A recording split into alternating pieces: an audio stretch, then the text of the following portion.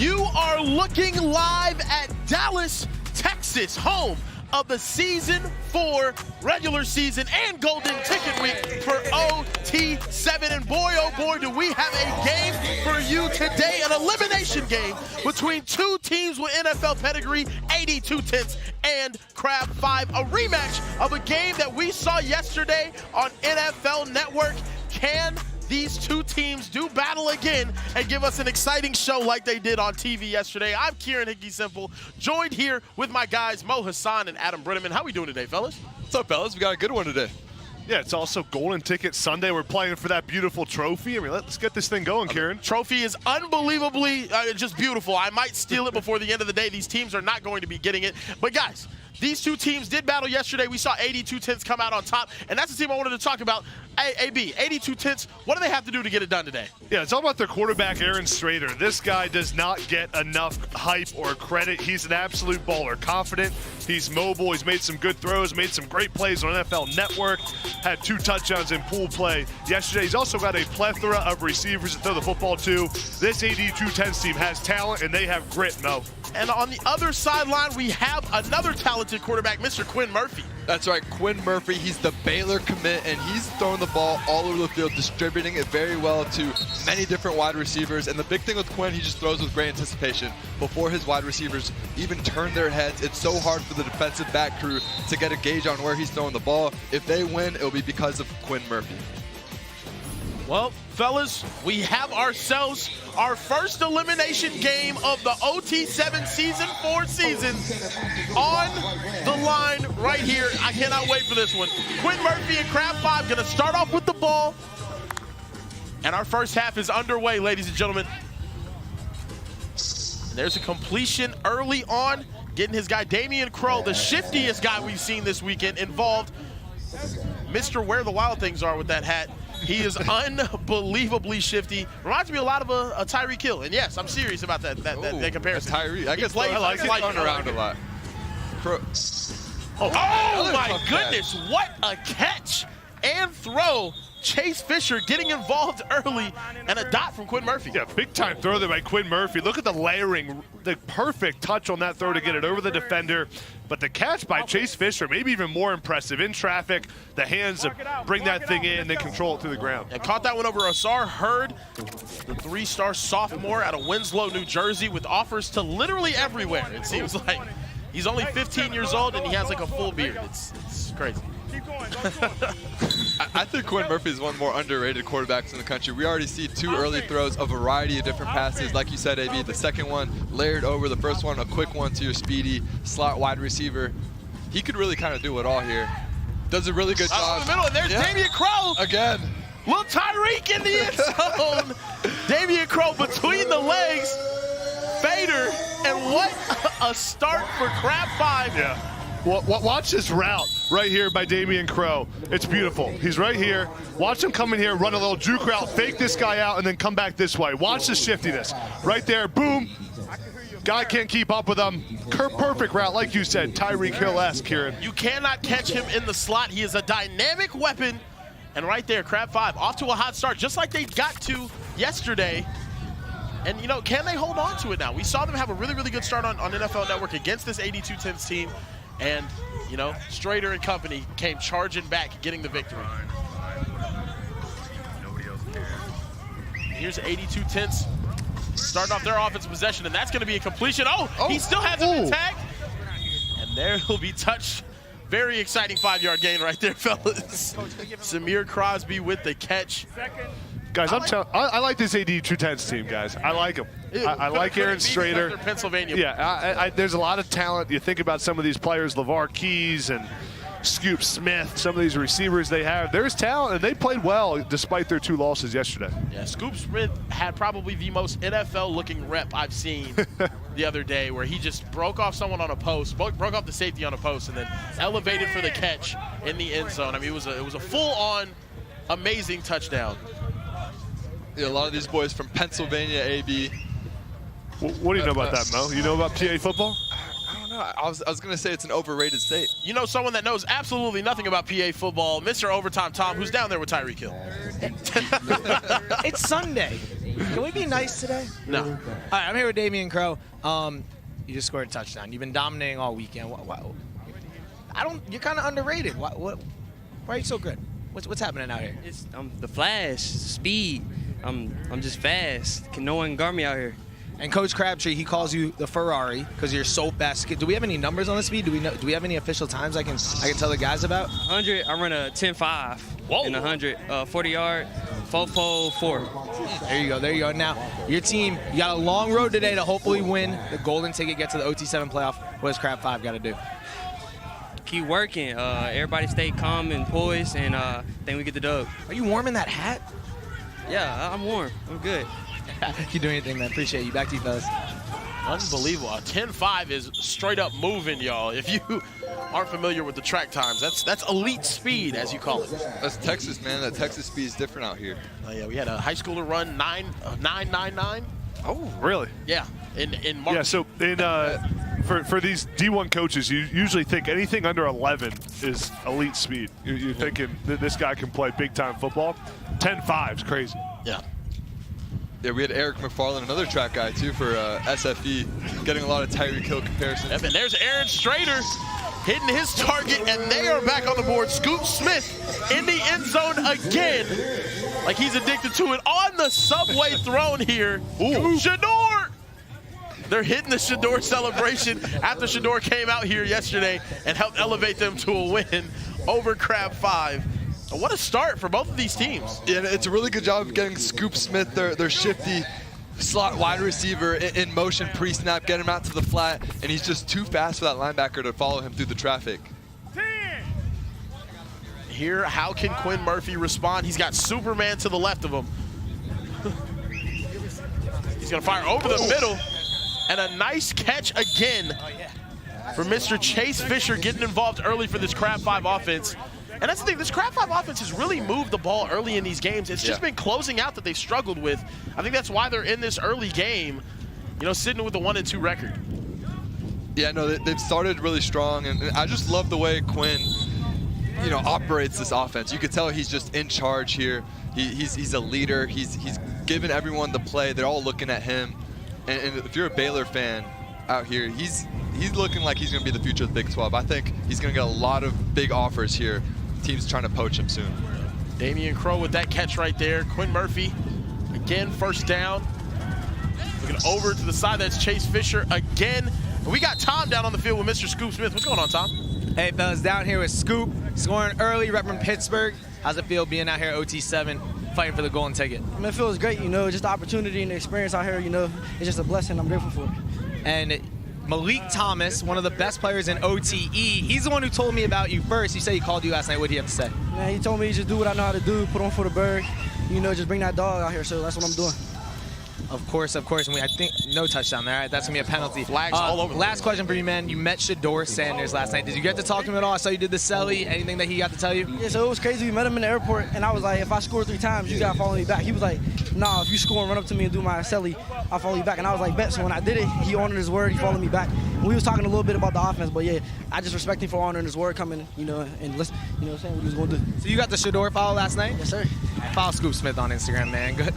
Back to you guys. Oh, and that's a catch. My gosh. Kevin Roberts, big Kevo back there, reeling that one in. And what a catch in the back of the end zone, AB. Looking like you back in your playing. Watch Kevin Roberts go up and get this thing. Climb the ladder, big fella. And the tiptoe to get the feet in bounds. That is great athleticism, soft hands. Look at that feet, man. Oh my that's goodness. good that's good the league. That's good on Count Sundays. It is Sunday. It's good on Sundays. And guys, you go over how we do things here at OT7. A first down is gained when you reach the opposing team's 20-yard line. A touchdown is worth 7 points, and you can go for what's called the 1-point gamble. That will be 1 play from the 10-yard line. If you successfully converted, point is awarded to your team. If unsuccessful, it goes to the other team. We also have what's called the what, Mo Hassan? The money drive, worth 10 points if you score on that drive, and pick 7s and 10s are allowed. We love it. Intercept it. We love points. Back for a touchdown. Right here, Aaron Strader trying to keep the momentum going for 82 tenths. Takes a shot downfield, trying to find Scoop Smith again, who was open. and just out of his reach. Looked like Mo Hassan deep. He had Scoop Smith open, had a few steps there on the safety to split the two high safeties right there. Mo, what's your evaluation of Aaron Strader, a guy who's not super highly recruited, but has made big plays and I think has been pretty impressive? No, for sure. I think he looks really poised and well coached. You could tell he has NFL pedigree on the coaching staff. Aaron Donald, of course, the leader of that program on the other end, Michael Crabtree. Both quarterbacks, I think, just when you watch their footwork, they're running NFL systems. They've been around the league for so long. They know what it takes to get to the next level. And I do think, like, you know, they're both younger guys. I think their recruiting is going to really take off, especially after a strong performance today. That was a beautiful ball right there to get a first down for 82 tenths. Guys, if you're in the chat, say what's up. And remember to hit that subscribe button. We are so close to hitting 1 million subscribers here on the OT7 YouTube channel. And Overtime Tom said if we reach 1 million today, he is going to buy one of you guys a car. Whoa. Yes, sir. Whatever you want. What Whatever kind of you car? Want. Ferrari. I don't know about Tesla. Anything you want. Anything you want. Whatever's got good stuff. Right here. Scoop Smith getting involved again on first down for a pickup of about 2. AP, would you have played for 82 tenths? You're a Pennsylvania guy. For sure. I kind of see you as a Midwest boom potentially option here. Nah, I would have been a level 82 guy. Level 82? Yeah. I like level been 82. You know, I think it's like Cali Power uses tight ends. Team Toa uses tight ends a lot. Yeah, but it's about location, and I got to rep the Northeast. You know what? I got to rep PS. You seem like a Gridiron Elite type of guy. Yeah, that's a good point. Maybe hit them. You know, or you could be that Elias Koch like for level 82. I can see that. I can see you as a team hunt show big receiver, possession guy. What about you, Karen? I'd be a couch type of guy. Okay. Aaron Strader can't find anyone that's going to force him. I'd be chat right now. I'd be in the chat type of guy. I think that's what I'd be. Yeah. Now, if I was going to play for a team, probably Grand Elite or Texas Threat. Okay. I would probably Texas Threat though. Texas Threat's head coach went to my high school, so I probably played Texas Threat. Yeah, big loyalty guy there. I mean, I probably get poached everywhere though. No doubt. Kieran's got a connection to everybody. SFU would try to Coach went to his high school. It's a good time. Over the middle, that's going to be a good completion to give them a manageable 4th down. So he hits Joshua Parker right there. And guys, I love these cotton candy jerseys, man. It's one of my favorite color combos, man. The light blue, the pink. It looks cool. They look good. They just pop out. AB in this outfit? I can't see AB. I'd look good I'd look good in this jersey, and you know where I'd look even better? In the end zone right here on 4th down. Wow. I like that. Okay. I like that. Right now, 8 yards away from pay dirt. Aaron Strader drops back. Looking, fires.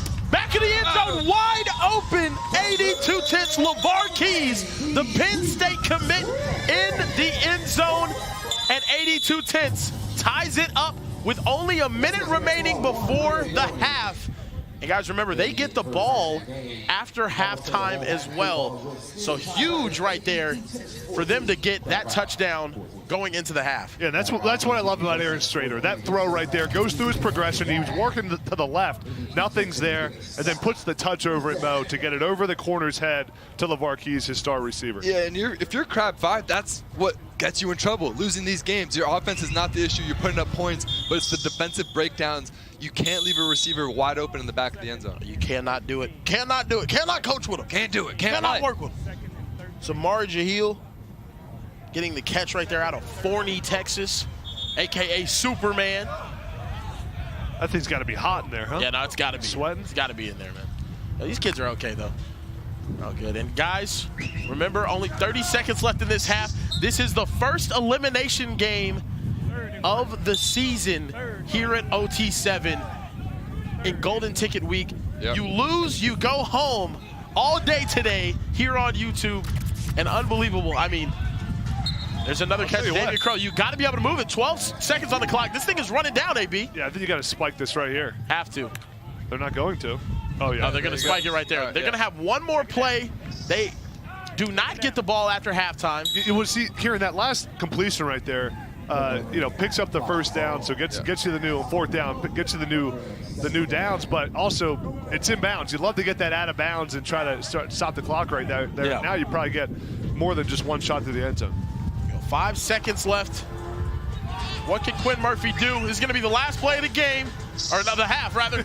Back in the end zone. Caught, but out of bounds. And this is going to be tied going into the half. Wow. With AD 210 getting the ball on offense to start the second half. Yeah, What a start to this game, guys. And he got up there, almost got a foot in, but a good drive there by Quinn Murphy. I know it didn't end in points, but just the football awareness, the speed with which he was able to deliver these balls down the field and putting it in play, giving his team a chance to score. He just elevated right there. And guys, here's a look at the bracket. AD 210, the winner of this game is going to face Gridiron Elite, who went 3-0 yesterday, undefeated in pool play, the #1 seed. Next up, we also have a matchup between Slimey Boyz and Grand Elite for a chance to play 24K. Who are you liking in this bracket so far? I think 24K wins it all. But I'll tell you one thing, Kieran, Mo. Yep. Anything could happen. There's about 5 teams on here that I think could win the whole thing today. Yeah, I think it's wide open, man. I think if Keyshawn Henderson plays the way he did yesterday with Jermaine Bishop, I think Jermaine Bishop is the MVP so far this weekend. Yeah. If they keep playing. Oh, it's not even close. Yeah. He has like 4 picks in 3 games. He's and like oh 6 my touchdowns. God! I think Oh he my almost God. made a miss right there. Scoop Smith making plays happen all over the place. He's unbelievable. Ooh, give me a scoop of that. Exactly. Okay. Okay.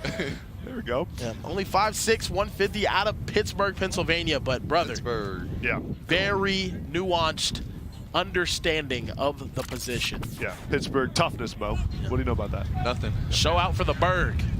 Shout out Amari Evans, Mr. Malik Thomas. Oh, what a throw by Aaron Bro, Strader. that's going to be a first down for them. And they're moving the ball. Both of these teams got in a bit of a shootout yesterday on NFL Network, and it's about closing out these games too. Can anyone get a stop? We saw AD 210 get one right before the half, and they get the ball back. Can they utilize this it's a advantage? big drive right here. I mean, you got a tie game, back and forth, every team scoring. So a lot of times the first possession after halftime dictates who wins the game, Mo. You get the momentum, you get that extra possession at the start of the second half. Right here, another completion. And guys, the OT7 playoffs are looming. They are. They're hanging over everybody's head. Yep. Like your dad whenever you're on the barbecue grill for the first time. I'm telling you right now, I'm excited to see if any of these teams this weekend can make a run. Do you guys think any of the golden ticket teams have a chance? Yeah, there's some talent here. Okay. There's talent. Defense is going to be at a premium because when we're talking playoffs, we're talking the best quarterbacks in the nation. So you got Texas threat. Oh, just out of the hands of Scoop Smith again. Right there in the front of the end zone. I was thinking 24K with those wide receivers. Oh, yeah, that 24K is unbelievable. It's one of the top wide receiving crew we've seen in all. And a quarterback tandem that actually works for them. I know you don't like the 2 quarterback system, but for those guys with Jason, or not with Jason, with Darion Coleman, and his name's slipping my mind now, but with both of them, with Trey, with Darion Coleman and Trey, they're performing really well. Back in the end zone, that's going to be incomplete. And now a huge 4th down for AD 210, trying to take back the possession game here over Crab 5. It just overthrows LeVar Keys a little bit as star receiver. I think right here, though, 4th down, you go back to Keys. Try to put him in motion. I love when teams, offenses, put their star guy in motion here on 3rd and 4th down on the goal line. Try to get a good matchup. Yeah, I wonder if they go back to that. That's where they scored previously with Scoop Smith in motion going to the flat. Maybe we get Aaron Strader, the quarterback, moving a little bit. There's Coach Crabtree right there. What can he do? Back in the end zone. Got him caught. It's LeVar Keys again, open in the back corner, and AD 210 takes the lead here with only 9 minutes remaining. Yeah, I love the route by LeVar Keys, just a flag route on the back of the end zone. And they're running on top of the podcast booth. What's happening right now? What's going on? Oh, they're just up there having a dance party. Oh my goodness. All the way up there. All the way up there. Yeah. Here's LeVar Keys right here. He's going to go up here, run a flag route to the back of the end zone. He gets a good release off line of scrimmage. See the DB's trying to jam him, but he's too strong, physical, and fast. It gets open to the back of the end zone. Nice play. And oh my goodness, an interception. Oh, well, they're actually not going to say it's an interception. I believe they're going to say, oh my goodness, he was trying to hit Damian Crow deep downfield. Looked like an interception, maybe a catch, but they're going to say it was a pass interference on that call. I don't know about that. Yeah, I don't know about that. I don't know. We saw a very questionable pass interference yesterday. Yeah. With his 82-10 team as well. No, they get bailed out. It was Crow streaking down the middle of the field. He was splitting those two safeties. And Quinn, I think he places that a yard or two inside, that's probably a touchdown. Yeah, and you think about Kieran, you mentioned yesterday, I mean, there was a controversial pass interference call on the 82-10 game. I mean, they could be sitting here 2-1 if they had that call. Exactly. They had that game won and then got a PI and then lost that game. They got an untimed down after a very questionable PI last time. I like this team, and right now they're controlling this game pretty well.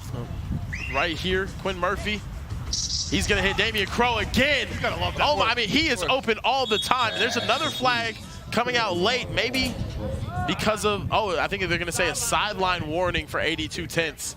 They had some guys over there. I mean, these refs are quick with the flags, man. Quick with the flags. Bo, you got to love that throw by Quinn Murphy. I mean, he's showing a lot of poise back there. He's a completion machine. I think he had 1 or 2 incompletions this entire game. He's just been eating up this defense for 82-10. Right here. Quinn Murphy. Another one right there. Oh, my goodness. Just in rhythm. Yeah. Feeling himself. There's another completion to Chase Fisher, wearing that number 5 like Michael Crabtree did at Texas Tech. I'm really sad. No, but Michael Crabtree, one of the best college wide receivers of all time. I don't think too many people give him that credit, whatever they think about some of the greatest college receivers we've ever seen. Back shoulder. Oh my goodness. Kivo again. The X factor in the back of the end zone. These guys are making contested catches and elevating all over the place. What a catch, guys. And the ball placement from Quinn Murphy, throwing his wide receiver open. He recognizes, hey, I got my big fella out there. This is a mismatch. Where can I throw this ball away from the corner? And it's perfectly placed on the back shoulder. Kevin Roberts. These are the throws you watch Aaron Rodgers make on Sundays. No. Yeah. And that throw could not have been more accurate. Exactly where it needed to be. But Kevin Roberts, get off of me, son. Yeah. Get off of me. No, I just love just throwing it up to your guys in this area. Yes. I think Crab 5 is a team that actually utilizes those big bodies and lets them go up there and make those catches. He knows something about big bodies. No, he definitely does, and making contested catches. Oh, my goodness. Texas defense did too. I'll tell you, guys, we've got a great game to start the day, huh? Yep, phenomenal game to start the day. Lamar Key's making plays out there. The future of Penn State football. No. Wow. Penn State commit. Yeah, no, I mean, he's going to be losing a lot of big games. Oh, wow. Oh, come on. The shot. You want to talk about the USC Penn State? I mean, I'll tell you what, though. They could have used him getting open in the end zone, you know? Maybe you guys would have beat Notre Dame if you guys could finish some drives. Right here, Aaron Strader looking again. He's going to find Scoop Smith over the middle. That's another solid completion. And that ref on the opposite side I went to high school with. Scoop. I'm so serious. Yes. Wow. He knows everybody. Yeah, I do. Who don't you know? Oh, his dad standing at the goal line on the other side. Like his dad was my high school teacher. The ref was my gym coach. Yeah, dude. You know, I'm from here. Mr. Popular. Yep. It does feel like it's the battle of the shifty slot wide receiver. Scoop Smith, I feel like, has gotten almost every target on the other end. Damian Crow. These speedsters in the slot are so difficult to cover. Very difficult to cover. And Tom, he's a very opinionated ref too. If you ever want to grab him, man. Oh, really? He's staying away from refs. He's on TikTok live all the time, just talking to football opinion. He's on the opposite side of the field, though. That's what's his name? What's his name? Kieran? I'm gonna kick him right in the face. No, you should go tell him Kieran said he's garbage at his job. You're talking about B Polk? Yeah, B Polk. Polk. I know his TikTok. No, you know his TikTok. Yeah, he is. He's a college football TikTok. He's a college football TikToker. Brandon Polk. Oh! Mama's milk. Scoop Smith with an uncharacteristic drop. And he's feeling the pain of that one. Can either of these teams get a stop on downs? We're going to find out right now. Massive fourth down coming up here. It's insane you don't beat Polk. I love the route concept right here to get Scoop Smith wide open in the end zone. We got to put it on him if you're Aaron Strader. Yeah. Accuracy's at a premium down there in the goal line. Now, fourth down. Huge fourth down right here. What do you got? Aaron Strader.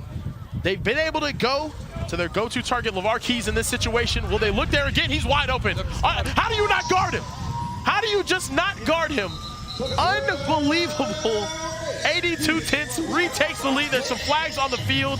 Illegal rush, not going to matter. LeVar Keys is going to flip into the moment. Well, no one covered LeVar Keys. He's wide open off the line of scrimmage. Here's LeVar Keys. Watch this defender play out, and LeVar Keys is just wide open. Watch it. No one covers him. Give it to him right away. Aaron Strader almost missed it, Mel. Yeah, well, it's a good job of replacing the blitz, right? So during the linebacker, he recognizes it and gets the ball out quickly. Right here, Quinn Murphy trying to bring his team back over the middle. Oh my goodness. And they are going money drive right here. A touchdown will be worth 10 points, and this is the exact time to use it right here. If you are Crab 5, looking for Chase Fisher over the middle, can't complete that pass. He's getting physical out there, guys. Yeah, so money drive here. The drive will count as 10 points up with a touchdown, and I think it's a perfect time and strategy usage here. He's got Damian Crow. They cannot guard him. Nobody in the country can guard him. They cannot guard. I mean, him and Jermaine Bishop this weekend have been unguardable. Some of the best receivers you'll see in the nation. And now, guys, the good part about this, if you're 82-10s, is they still have their money drive. So if they do give up a score here, they'll be able to win the game with a money drive themselves. Just got to start thinking about that on offense as well. But here's what possession right here. You can't drive this clock down. Damian Crow again. You cannot catch him. Oh my goodness, he's making people miss. And they're down to the 10-yard line with 2 minutes remaining here. Crab 5 trying to score on their money drive to take back the lead. Yeah. And now Crab 5 trying to score with as little time left as possible, knowing 82-10s has that money drive left. They're snapping this one kind of quick. It seems like they're getting set. Yep. And right here. Oh! Nearly intercepted. And the money was dropped. Deron Barksdale almost had a pick 10 in his hands. He almost called game right there. Oh, and it wouldn't have mattered anyway. There was a defensive holding, which is going to be half a distance. And guys, in a way, that's how about Crab 5. Look, that clock is running down. The clock keeps ticking. And it's a replay of a first down. They have 4 downs right here to score from the 1 yard, or for the 5-yard line. Huge bailout in terms of clock and points there. Right here at the 5, Quinn Murphy trying to make it happen. Back shoulder again. That one is intercepted. AD 2-10 with the stop of the game. David Davis or Lawrence Timmons. I don't know which one. Two guys with the same number on the defensive side of the ball. Just intercepted that one. AD 2-10 back in control of this game. I think that's David Davis. I believe so. I believe it's, it might be Lawrence Timmons, might be David Davis. Whoever it is, whichever one went up and made the play of the game. David or Lawrence, whichever one, doesn't matter. 82-10 in control of this game with a minute remaining. That's a completion. Need maybe 1 or 2 more. And look at this. They try to go back to Kevin Roberts. Just an underthrown ball, it looks like. That's how they scored the previous drive. So he goes to his big wide receiver again, the same exact place on the field, but this time the ball placement isn't quite there. Threw it a yard or 2 inside. Oh my goodness. And he's coming up in the boot. It was Braylon Bedford, actually. Braylon Bedford. Nice catch. We got 4 guys wearing the number 4. Congrats, that was a great pick, brother. Great catch. That was a great catch. Oh my goodness. Now 82-10, 1 completion away from putting this game on ice. Can he get it? It's Scoop Smith again. He just got to get touchdown. And ladies and gentlemen, AD 2-10 are going to the next round. Crab 5 is eliminated. And what a start to our day here on Sunday. 82-10, your favorite, AV. Well, there's a lot to like. Aaron Strader, LeVar Keys, and then 82-10's making plays on defense, just like their founder, Aaron Donald. Oh, the greatest football player of all time, Aaron Donald. Incredible start to the day. Superman hitting backflips. 82-10, Aaron Donald's guys going to the next round. Don't go anywhere. We have more elimination games coming up right after this.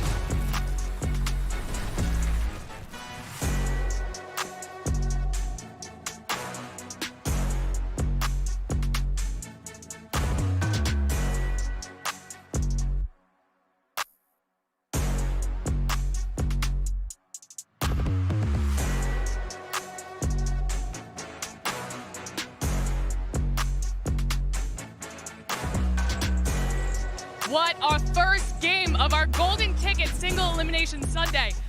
82-10 taking down Crab 5. Stag, what'd you think about that game? A battle of the NFL legends right here at OT7. A beautiful thing, but 82-10's able to move on, showing that defense might win championship. Shout out to Aaron Donald. We need to look at some of these highlights because this was a crazy game. Braylon Bedford, the 9th grader, walk-off interception to ice this game for 82-10. Let's look at some of these touchdowns, though. Here we go, nice one. And this was just a great display of greatness from Scoop Smith. Yo, 5'6", 5'7", I don't care. This kid showed that he's one of the best receivers we have, and we need to pay more attention to Scoop Smith. What an amazing display he put on today. Also, what a great name.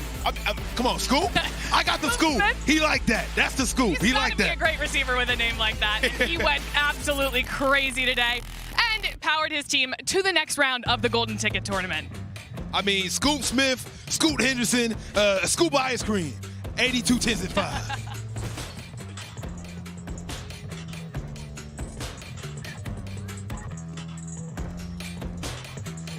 But now let's take a look at this bracket. With that win, 82-10s will take on Gridiron Elite. But coming up next, we have a ton of great football, and we have the Grand Elite taking on the Slimey Boyz, one of the sleeper teams of OT7's Golden Ticket so far. And just a reminder, you could win a $50,000 college scholarship just for streaming Sunday's OT7 games for free on Victory Plus. All you have to do is stream a full game to be automatically entered. The more you stream, the more entries you get. So you can stream other live games and content on Victory Plus and get more entries to win prizes.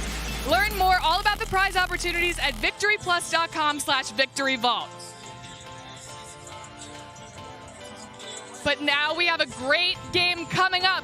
Grand Elite versus Slimey Boyz. Let us know in the chat who you got.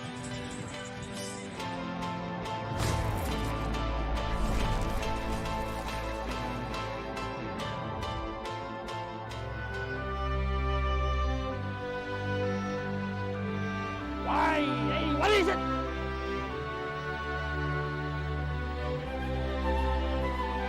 Kieran, what's wrong with you today? You gotta get your head in the game. I skipped lunch today, Coach. It's really getting to me. Well, if you just eat this ultimate BMT footlong from Subway, it'll fuel you all day long.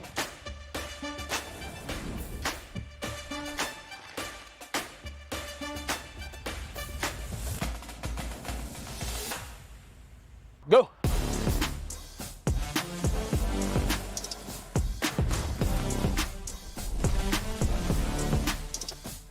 Salami, pepperoni, and ham, you gotta try Subway's Ultimate BMT. With Subway's Meal of the Day, get 7 of their most legendary subs, like the Ultimate BMT with chips and a drink for just $6.99. And if you're big hungry, make it a foot long for just $3 more. Now back to OT7.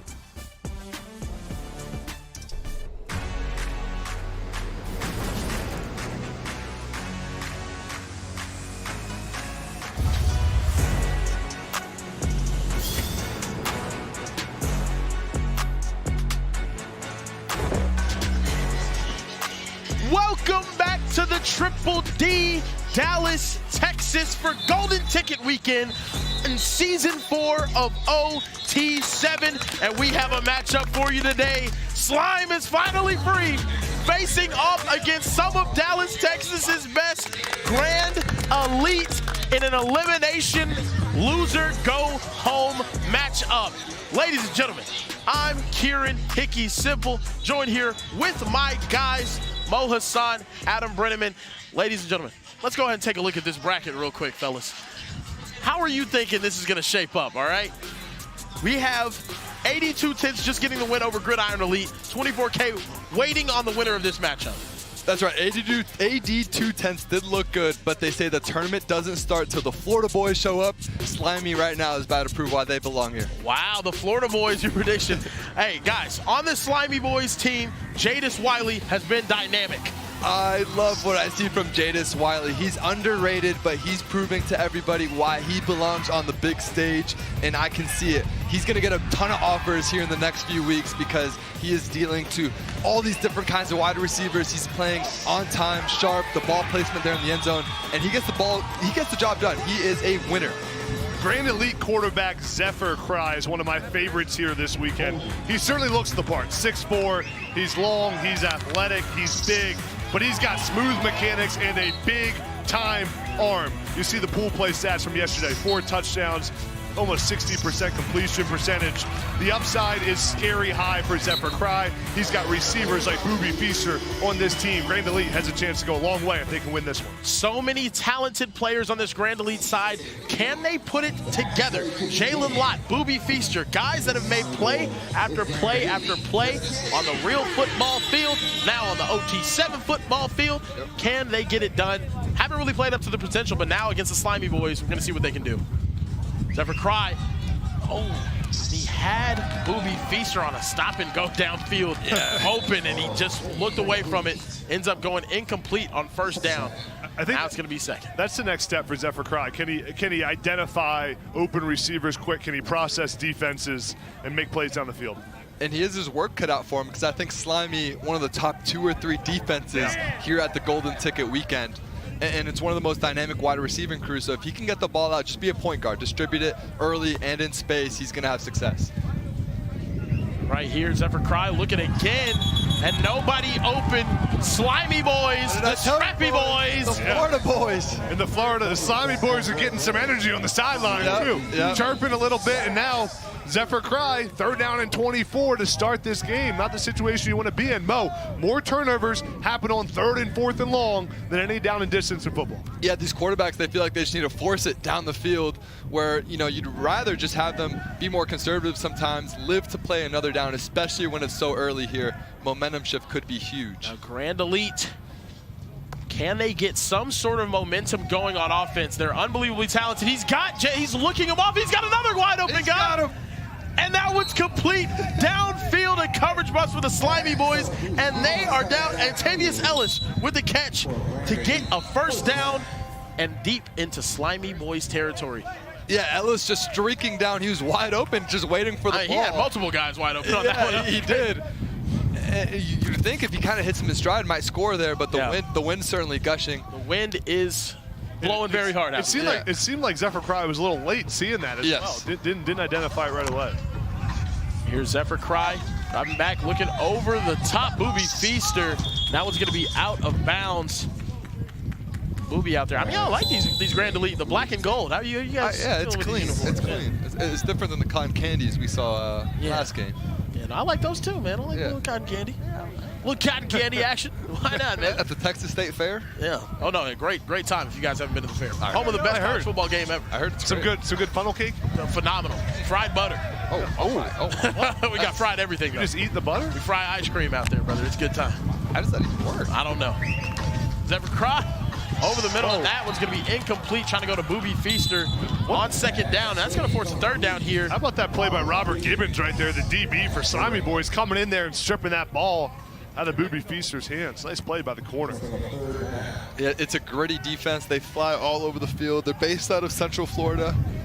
They really have a chip on their shoulder too, guys. They feel like they should have been invited to our previous weeks here at Season 4 OT7. They didn't get the invite. They've been chirping on TikTok to our Commissioner Hunter. Yeah. And now this is their opportunity to win the Golden Ticket. Slime free. Yeah. Slime free. Yeah. Hey guys, this is a matchup we saw yesterday where Slimey Boyz had a huge upset. I called it an upset, but in reality, I think it was a pretty even matchup. Yeah. Booby Feaster, got in my head saying that he was looking forward to the next game. Okay. And right now, we got to see them show up here. In this area is where they couldn't finish and what resulted in the loss. Can Zephyr Cry and them make something happen? And that's going to be incomplete. And another stop. The Slimey Boyz, the nose wipers. They get the salt to the slime. Get it done. And it's just a slant route outside for star wide receiver Booby Feaster. It's a one-step slant. Quarterback Zephyr Cry takes an extra hitch, and that's what leads to the pass breakup. Good play recognition by the linebacker, getting out wide. If Zephyr gets the ball out quicker, I think that's a touchdown to Booby. Yeah, I think Zephyr's just seeing it a second too slow right now, Mo. He's got to speed up that processing, that decision-making. Again, he's 27 kid, young guy, still has time to develop, but he's not seeing it super clear. You know what the issue is, AB? He's used to going against these Texas defense. No doubt. He's not. And now some Florida speed is out. Wow. And so that was the first drive. I think he's going to recalibrate, and I think he's going to come back sharper. We're like faster than y'all, right? That's not true. There's not anyone who thinks that. Oh, really? Let's look at track times. Now we're silent. Now we're silent. Right. Now we're silent. I don't know the track time data. Football speed is different than track. Y'all don't have it. Y'all don't. Oh my goodness. Our football players run track. We get separation on routes. So do we. Jermaine Bishop does. Like that. Yeah. That's a nice start for Slimey Boyz. Gonna have a third down and manageable, and we have Mr. Manageable himself down on the field. Tom, what's going on, man? Hey guys, I'm here with our commissioner, the corrupt commissioner, Hunter. Before we get into too many things, this is the golden ticket. What was the purpose of building out the golden ticket? Why do you want to give other teams an opportunity to make the OT7 playoff? So for the OT7 platform, we don't have enough spots to give it to every single team, and there's obviously hundreds of great teams. So we wanted to put on an event where 12 teams who wouldn't have the opportunity to be in the regular season had a shot to compete and get a shot at the playoffs. Yeah, it's a cool theory. Why do you have your guns out today? I'm just trying to do my best JR impression here. Yeah, he's way bigger than you. It's Slimey Boyz, who are watching right now. You wore a slime-free shirt yesterday. Can you give us a little background on that? I was paid to wear that shirt, so I am a little corrupt in that way. Hey! Wow.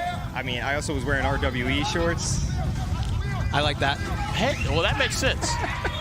Do you have a prediction? I would like to reverse this. Like when you interview people, you're like a really, really big troll. Tell me where do the questions come from when you're doing that? It usually happens late at night when I'm just listening to Rider Lions music. Oh my God! Yeah, and by the way, I'm in charge here. Do you think we'll see Rider Lions at the OT7 playoff? Oh man, we gotta ask Ryder. I know. Okay, I can do that. Ryder, what do you think, buddy? I'll be there. Who do you think's gonna win the golden ticket? Ooh. I can't say. Yeah, you can. Can I say? Wait, he said 24K already. I mean, listen, Slimey Boyz told me to wear the shirt, so I got slime nose wipers forever. Wow. I don't believe that. Who's the most annoying coach in OT7?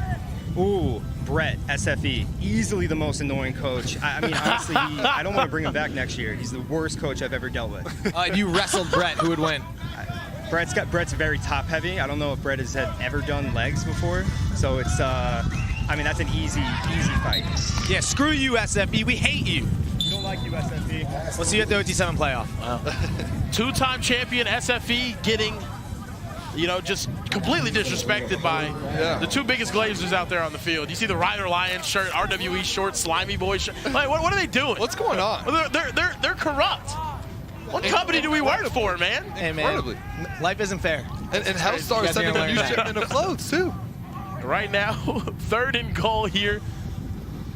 Jadis Wiley trying to make something happen, and that's a touchdown for Slimey Boyz. Manny McKinley back in the end zone, and the Florida boys making it happen. Yeah, and Jadis Wiley, he just gets the job done. It's what he does, and sometimes it's not pretty. Here, it's just a little half rollout here on the 1-yard line, finds the open window there, and that's just what he does. They're not even going to take shots down the field. They're not throwing bombs. They're very methodical, but that's what he does. He gets wins. The Sultan of Slime getting it done right now. Get it done. The Slimey Boyz, the nose wipers. Hey, they almost beat Texas Threat yesterday. It was a close game, and yeah. many people have Texas Threat as the favorite to win. I picked Texas Threat to win before this weekend, and I'm sticking to it. New quarterback in for Gridiron Elite. Let's see what he can do over the middle. It's going to be incomplete to Antavius Ellis. Can Gridiron Elite find any form of offensive rhythm? They have so much talent, guys.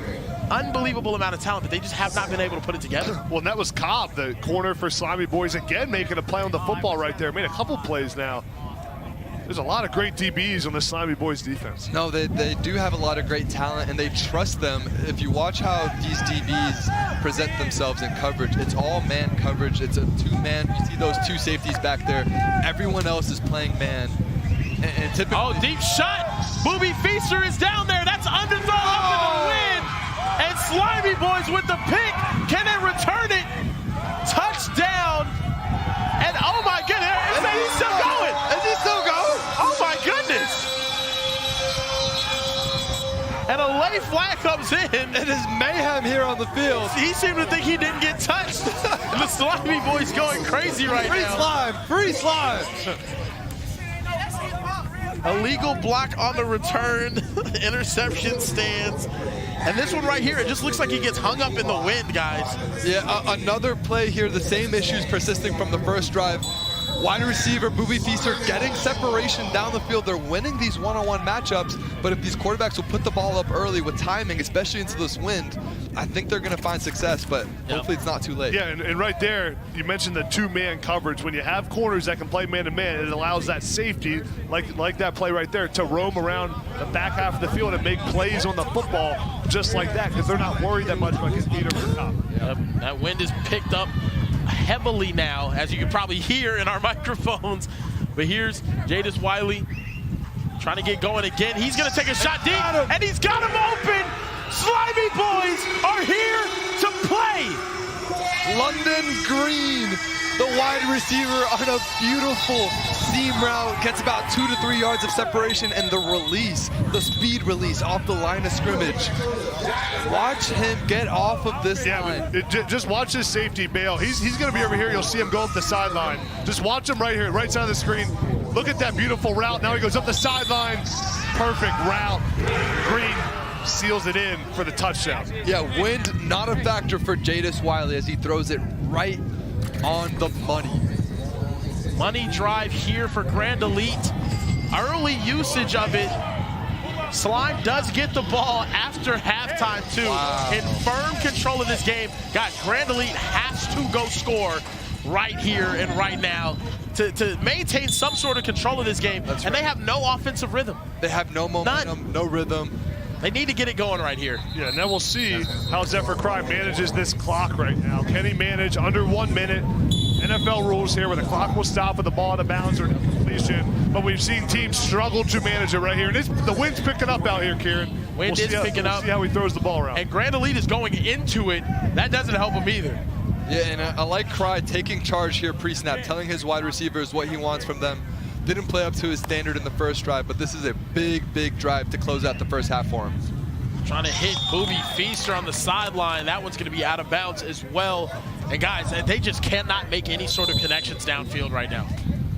And sometimes you just need to see that first shot go through the net a little bit. As you see the wind here, look at those trees blowing. I mean, it's gushing. I mean, Mo's hair is flowing. It's crazy up here. It's a sight. but you just got to see that first throw get completed. Get some confidence if you're Zephyr Cry right now. Yo, you guys look good up there. I appreciate it. Yo, you guys look Who like looks really the best, good Tom? today. Who looks Mo. the best? Mo. Yeah, that's Mo models though. Hey, Appreciate you, if Tom. anyone wants to hit his Instagram story, give him some advice on where to go for a vacation for his birthday. Mo's going to be in another country oiled up on his Instagram feed. Mo posted the craziest thirst trap this morning. Did he really? Oh, shirtless pic. For all the 25-year-old girls watching this stream, hit Mo Hassan. At Mo Hassan on Instagram. Nearly single. Newly single. Newly heartbroken. Yeah, well, that's a Wow. Aaron, that one out was great. wow. Zephyr Cry hits Antavius Ellis, and now a 4th down here with 20 seconds left. Guys, they're taking their sweet time, and this clock is just running down. They could have gotten multiple plays off. Yeah. Didn't have a play ready to go. 4th down. Got to have it right here. Taking a shot to the end zone. Boobie Feaster stops on the route. And guys, On a 4th down. on a 4th down, Slimey Boyz are going to get the ball back with 3 seconds left. This is an absolute mess right now. Grand Elite is just all out of whack from the very beginning, and it's so strange because you have a top 20 quarterback in his class with offers from everywhere. Boobie Feaster, one of the top wide receivers. This offense is absolutely loaded, but they're just not on the same page. Yeah, just bad clock management. There's not a connection right now, a go-to connection for Zephyr Cry. And now Slimey Boyz have one shot at the end zone here. Got to get this throw in the end zone. Let's see if Jadis Wiley can get it there. Let's see if they can take a shot to the end zone here late. Gonna go up, elevate. Oh my goodness. Nearly caught over on that side, and that's gonna take us to the half. Slimey Boyz in control, 14-0 at the end of the half. And right now, AB, we're gonna take a look at your playoff predictions, brother. Man, I did think long and hard about this, boys. Yeah. Long and hard, low pro at 1. But my champion I have right now, I think Trillion Boys win this whole thing. Wow. I think Trillion Boys take down low pro. But guys, I think the surprise thing, I have level 82 at number 3 here on my Wow, over I've over seen SFE. Gavin Sidwar, Elias Koch, Miles McAfee. Mo, what do you think? Yeah, I like level 82. I have them in my final 4 as well, but I have SFE at 2. I think the combination of Neiman Lawrence with Tristan Keys, one of the top wide receivers in the country, Eric McFarland, Garant, you have Julio Santiago. It's an embarrassment of riches here for SFE. DBs though as well, man. And the DBs, yeah. But I'll tell you what, guys. I know Cali Power's 5-5, but I still think they're going to make a run of this thing in the playoffs. You're just saying that because of Mark Bowman. Yeah, I want to see Mark Bowman. Slimey Boyz back on offense, trying to go take a 21-0 lead to start this second half. And guys, I mean, now they're going into the win. We're going to see if maybe that had something to do with everything that's going on right now. But yeah, I think it does play a factor here, but they're doing what you should do, taking short yardage, doing what, like not taking their shots downfield. Oh, for sure. You're up 2 possessions. It's a game no one thought you were going to win, right? There were some huge underdogs here. Oh no, I thought they were going to win this. Who didn't think they yesterday I didn't think they were going to win. I think Gridiron Elite was a big favorite. Yesterday they were. I think after what we saw yesterday from Gridiron Elite, they haven't found any sort of offensive rhythm the entire time they've been playing. What was the final spread? It was 4.5. 4.5. I checked, yeah. Uh-oh. Shot downfield. Oh, right through the hands of Mikey Vernon. Oh, my goodness. Hey, I guess the wind doesn't really make that much of a difference. That was a dot. No, he put it right there. That was a dot. Jadis Wiley, who's playing better at the quarterback position this weekend than Jadis Wiley? I think he's up there with the Darion Colemans of the world, the future of the University of Miami. Like all these guys here this weekend, he is absolutely dealing.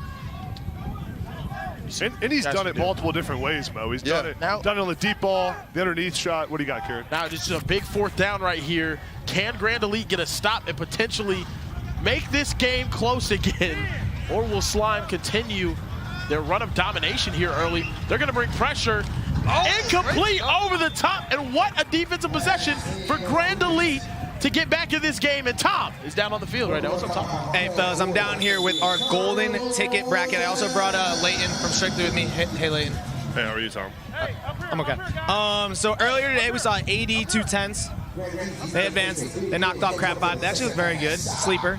Over here right now, we're watching Slimey Boyz versus Grand Elite. The winner of this will play 24K, who I believe is the favorite. You see Gridiron Elite up here. 3-0 yesterday. They're only undefeated team. Their path to win this golden ticket and punch themselves to the OT7 playoff feels pretty good. Leighton, who do you like on this board right now in this bracket? There's a couple teams I like. I like this Fast Houston-Texas Threat matchup stands out. I like Fast Houston's offense, but Texas Threat's defense came to play yesterday. I think the winner of that could go pretty far, but 24K, they got some OT7 experience as well. Can any golden ticket team you think compete at the OT7 playoff in June against the Trillion Boys, the low pros? I don't know about the top of the OT7 teams, top of the rankings, but definitely the bottom part for sure. Yeah, we'll see. And I think the team who wins this weekend is going to have all the momentum heading into the final. So that'll. All right, my knees hurt. So back to you guys. Right there. Whose handwriting? I think it's the team. The players' handwriting. Yeah. I have a prediction. When you look at that bracket, I think the team on the right side of the bracket is probably going to win. Yeah, I think they'll play DTX, but I think whoever is on that right side of the bracket, that's the team that's going to win this. The game coming up after this, AD 210s against Gridiron Elite, is going to be a great one too. Yeah. I mean, the #1 seed can AD 210s take them down. Right? Oh my! Jalen Lott in the end zone with the flag. Does not matter. Grand Elite right back in the swing of things, and that is why he is one of the top athletes in the country. Unbelievable. He's getting pulled right there. That's a hold. A catch onto it. And the PI. Oh my goodness, what a catch from Jalen Lott.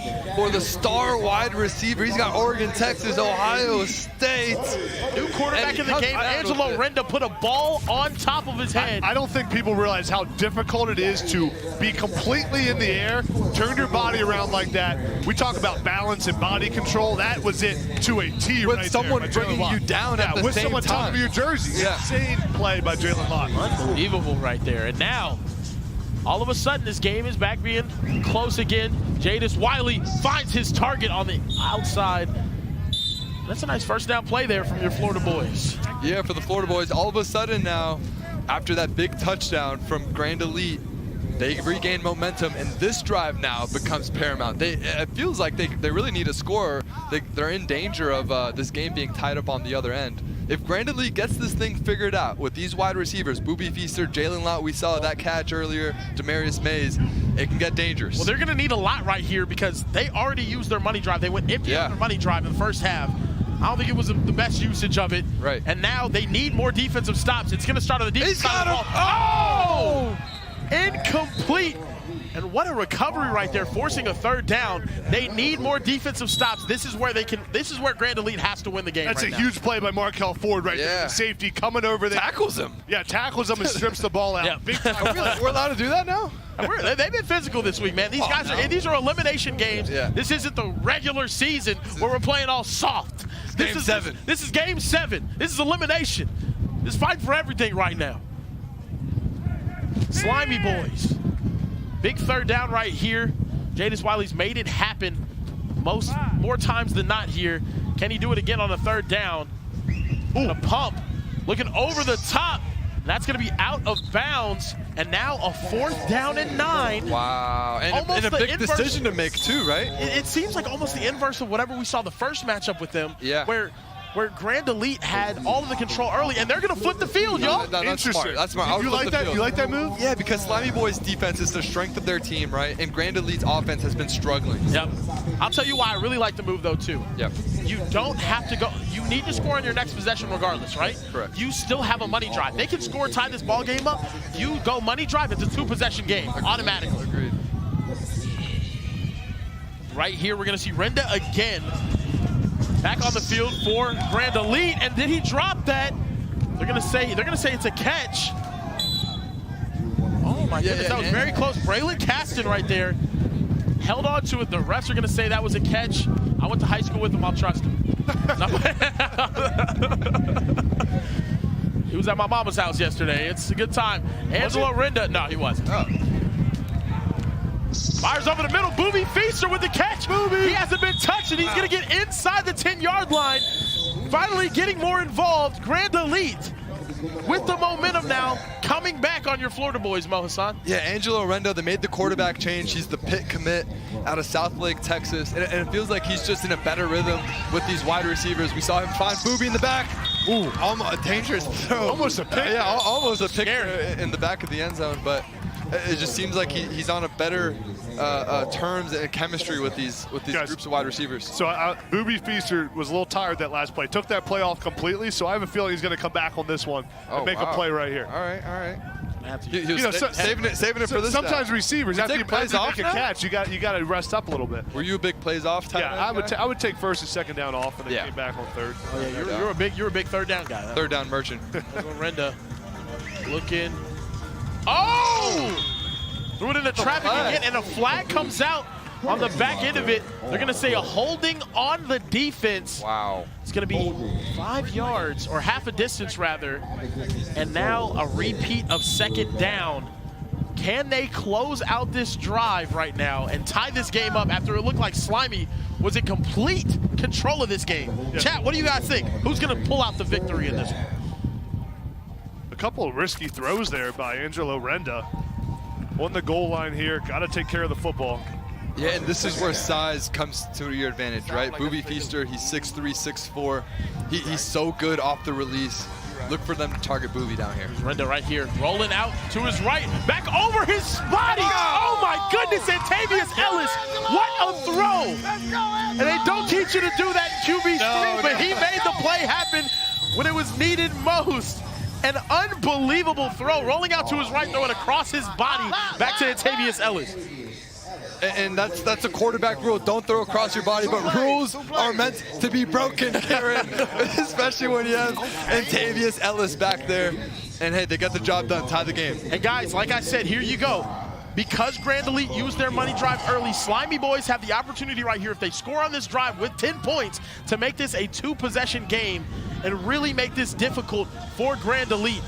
Here's Jadis Wiley. Yeah, and Slimey hasn't scored since the first half. Yeah, I'll tell you, I mean, you got to give credit to the Grand Elite for coming back into this ball game. Stepped up. Quarterback just put a drive together. Defense got to stop. And now huge drive right here, as Kieran said. Money drive. They're going to need one more stop right here. Can their defense come up clutch again? We saw They have a very talented group of guys back here. They got Jason Bradford, the corner out of Temple, Texas, 4-star with offers to Houston, TCU, Kansas. Right here, can he make something happen? They're going to take a shot downfield. Oh my goodness, what a catch! Wow! Unbelievable, Mikey Vernon to get all the way in the 10-yard line. 19. Oh my goodness, the elevation right here to come back. That's a freshman in high school, ladies and gentlemen. The ability to come back, make a play in air, the emphatic spike. Hey guys, I think his recruiting is about to take a huge leap. He's got an offer to Toledo right now. He has been unguardable out here today. That is unbelievable ball tracking ability. Power 4 football play by Mikey Vernon right there, tracking the ball in the air. Now punching the goal line here. And right here, Slime looking to get into the end zone one more time. Ooh, fire over the middle, and that's going to go right through his receiver's hands.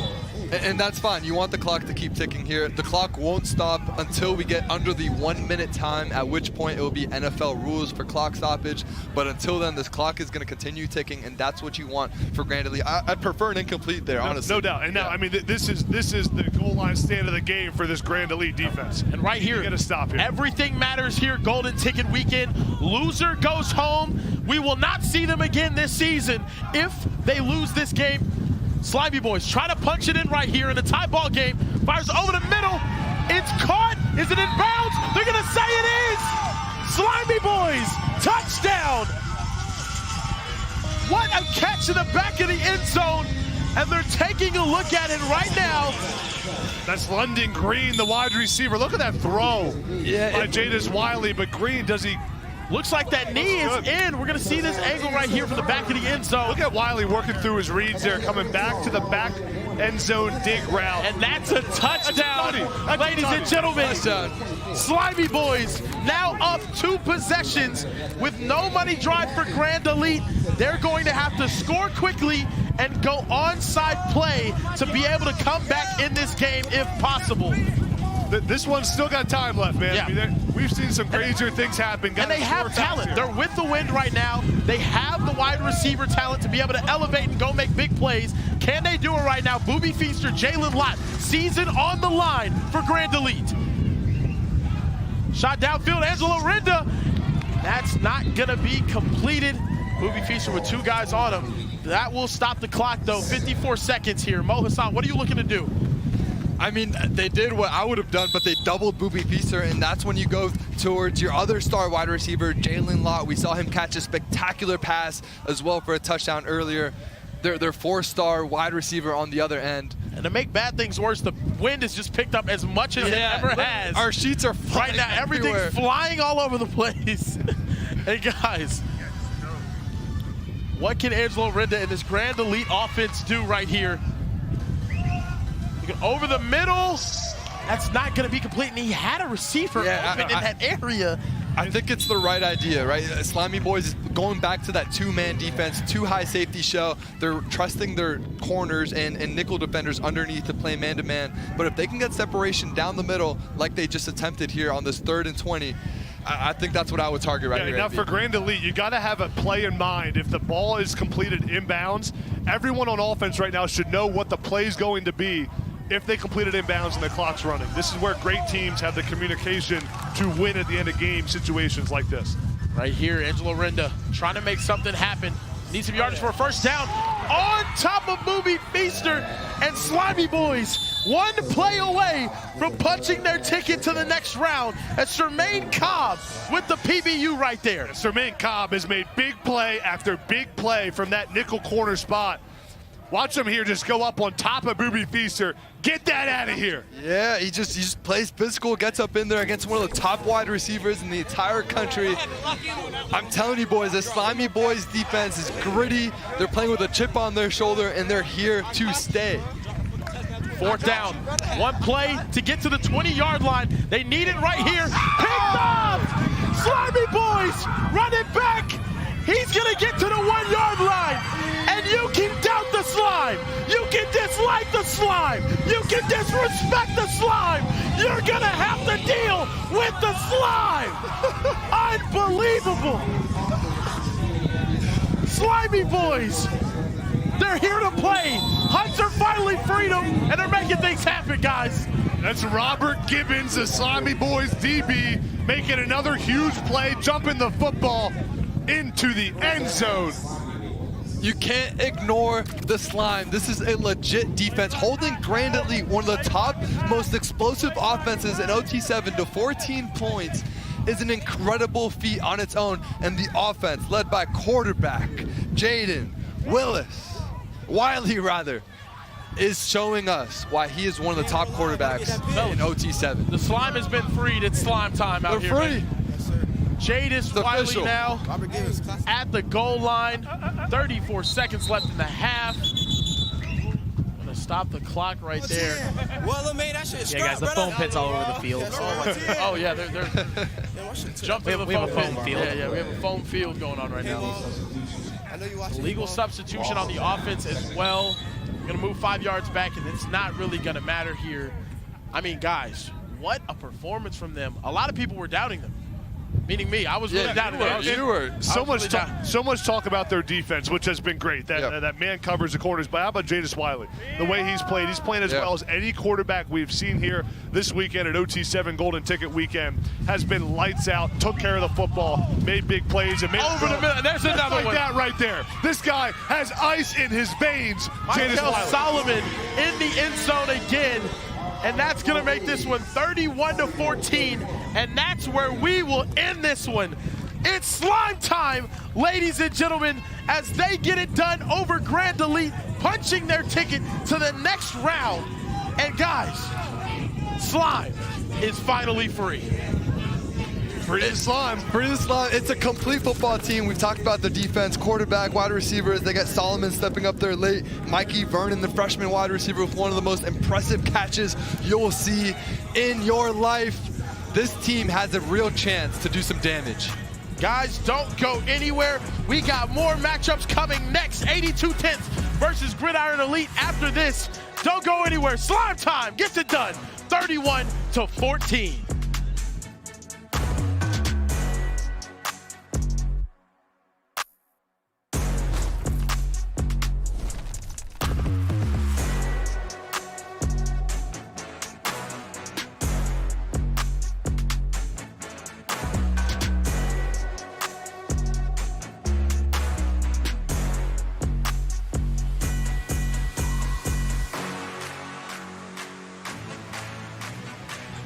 Well, Slime has officially been freed because they just took down one of the early favorites in this Golden Ticket tournament, Grand Elite. They came away with a 31-14 win. Snipe, what do you think about that game?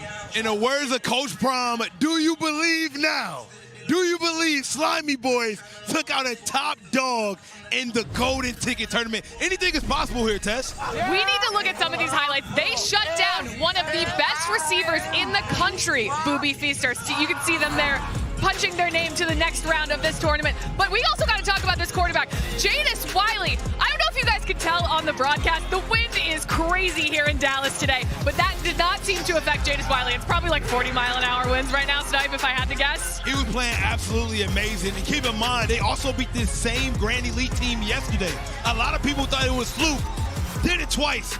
Insane. But now we got to look at this bracket. So the Slimey Boyz with the win will now take on 24K. But coming up, we have 82 tenths taking Gridiron Elite. This is going to be a crazy matchup. 82 tenths got the early win earlier today.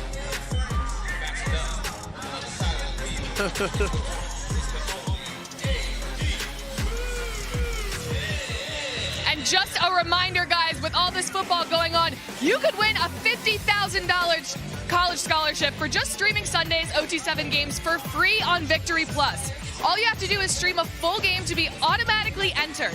The more you stream, the more entries you get. So you can stream other live games and content on Victory Plus and get more entries to win prizes. Learn more all about the prize opportunities at victoryplus.com/victoryvault. And now we have 82 tenths taking on Gridiron Elite. This is about to be a crazy matchup. Let us know who you got in the chat.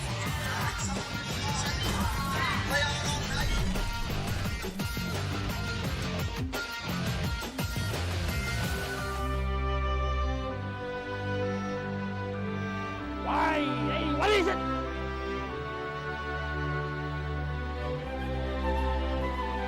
Kieran, what's wrong with you today? You gotta get your head in the game. I skipped lunch today, Coach. It's really getting to me. Well, if you just eat this ultimate BMT footlong from Subway, it'll fuel you all day long.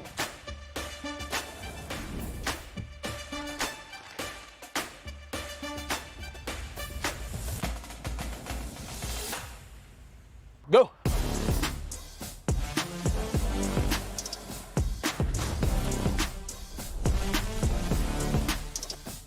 Salami, pepperoni, and ham, you gotta try Subway's Ultimate BMT. With Subway's Meal of the Day, get 7 of their most legendary subs, like the Ultimate BMT with chips and a drink for just $6.99. And if you're big hungry, make it a foot long for just $3 more. Now back to OT7.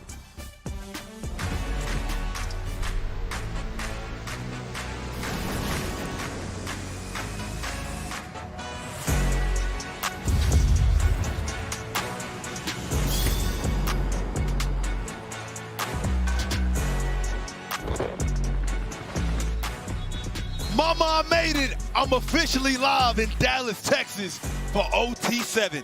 It's Golden Ticket Weekend, Sunday football, which means one thing, only one team can move on. Yesterday was bracket play.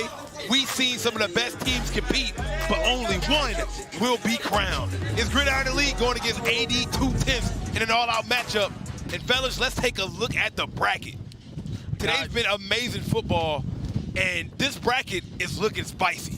Let's take a look at it right here, Kieran. So we see 82-10, Gridiron Elite, Slimey Boyz did it twice to let people know that it wasn't a fluke yesterday. And the game I'm waiting for, Fast Houston, Texas Threat. This will be a good game, fellas. Guys, only the good ones survive, huh? These are all teams that I believe have a chance to win it all this week. And the Slimey Boyz, after what I just saw, incredible. And Aaron Strader, I mean, 82-10 has been balling, Kieran. Nah, 82-10 has been a huge sleeper of mine, and all they have done is exceed my expectations. Aaron Strader has made play after play after play, especially when they need it most. Him and LeVar Keys have an unspeakable connection, and they're going to get it done. And this one, over the one seed, I'm with you, AB. Yeah, now for Gridiron Elite, their quarterback Noah Grubbs is one of the best here this weekend, already committed to Notre Dame. He's elite, defines what you look for in a modern-day quarterback. Athletic, big arm. He's got the confidence to push the ball down the field and the calmness that never wavers in the big moment. Look at the athleticism right there to run it into the end zone. This dude doesn't just play quarterback snipe, he controls the game. Absolutely. Wise words from one of the most polarizing men in football media today, AB. Wow. Brenneman. Join with it. Polarizing, man. Oh, he's polarizing. Yo, I'm gonna let you know the moment I knew AB had too much motion. After the last game yesterday, we're walking out of the booth, and he got a line of tight ends from every team just waiting to talk to him. He looks him in the eye and say, "You're the tight end guy, right?" Yeah. And AB just like, "Yeah, that's me." No, I said I have a name. I'm not just a tight end. Hey, man, AB has been doing big things. We're lucky to have you. Hey, Kieran, Kieran, you're one of the most knowledgeable sports guys I think I've ever met. I appreciate everything from football, basketball, baseball, UFC. Kieran knows more random stuff it's than insane. anyone I've ever met. It's insane, bro. Right. You're literally just like a walking encyclopedia. I appreciate that, man. Tour de France coming up June. Can't wait to see today. Pagano. You know what I mean? Go for 3 straight. Absolutely. Hey, guys, meanwhile, Gridiron Elite taking the field. The only undefeated team yesterday in pool play. But I still don't think that they're getting the respect that an undefeated team would get. A lot of people say they haven't really been battle tested and played anybody. Yeah, no, I don't agree with that. You know what I mean? Gridiron Elite, they're one of the best programs in the country. We've seen them here before at OT7, and a lot of people are talking about, we've seen a lot of 24K. We've seen a lot of Gridiron Elite too. They're capable of competing with anyone. Their head coaches are huge Knicks fans, which means they get preferential treatment from Tom and all of our New York staff. I mean, they're a good team. They're a solid team. How are you a Knicks fan with a Phoenix Suns jersey? I don't know. I don't get it. Now, what I'll say about Gridiron Elite is at OT7, if you have a great quarterback, you got a chance. And Gridiron Elite has one of the best we've seen here. Yes, Noah sir. Grubbs, like I said, Notre Dame commit. Look at that shirt, man. Mets, Knicks, Jets. They're well coached. They're well coached right here. I mean, it's a really good team all the way around. All New York. And here's your tight end right there, Drew Fallon. Getting going. I'm surprised you picked against him, though, AB.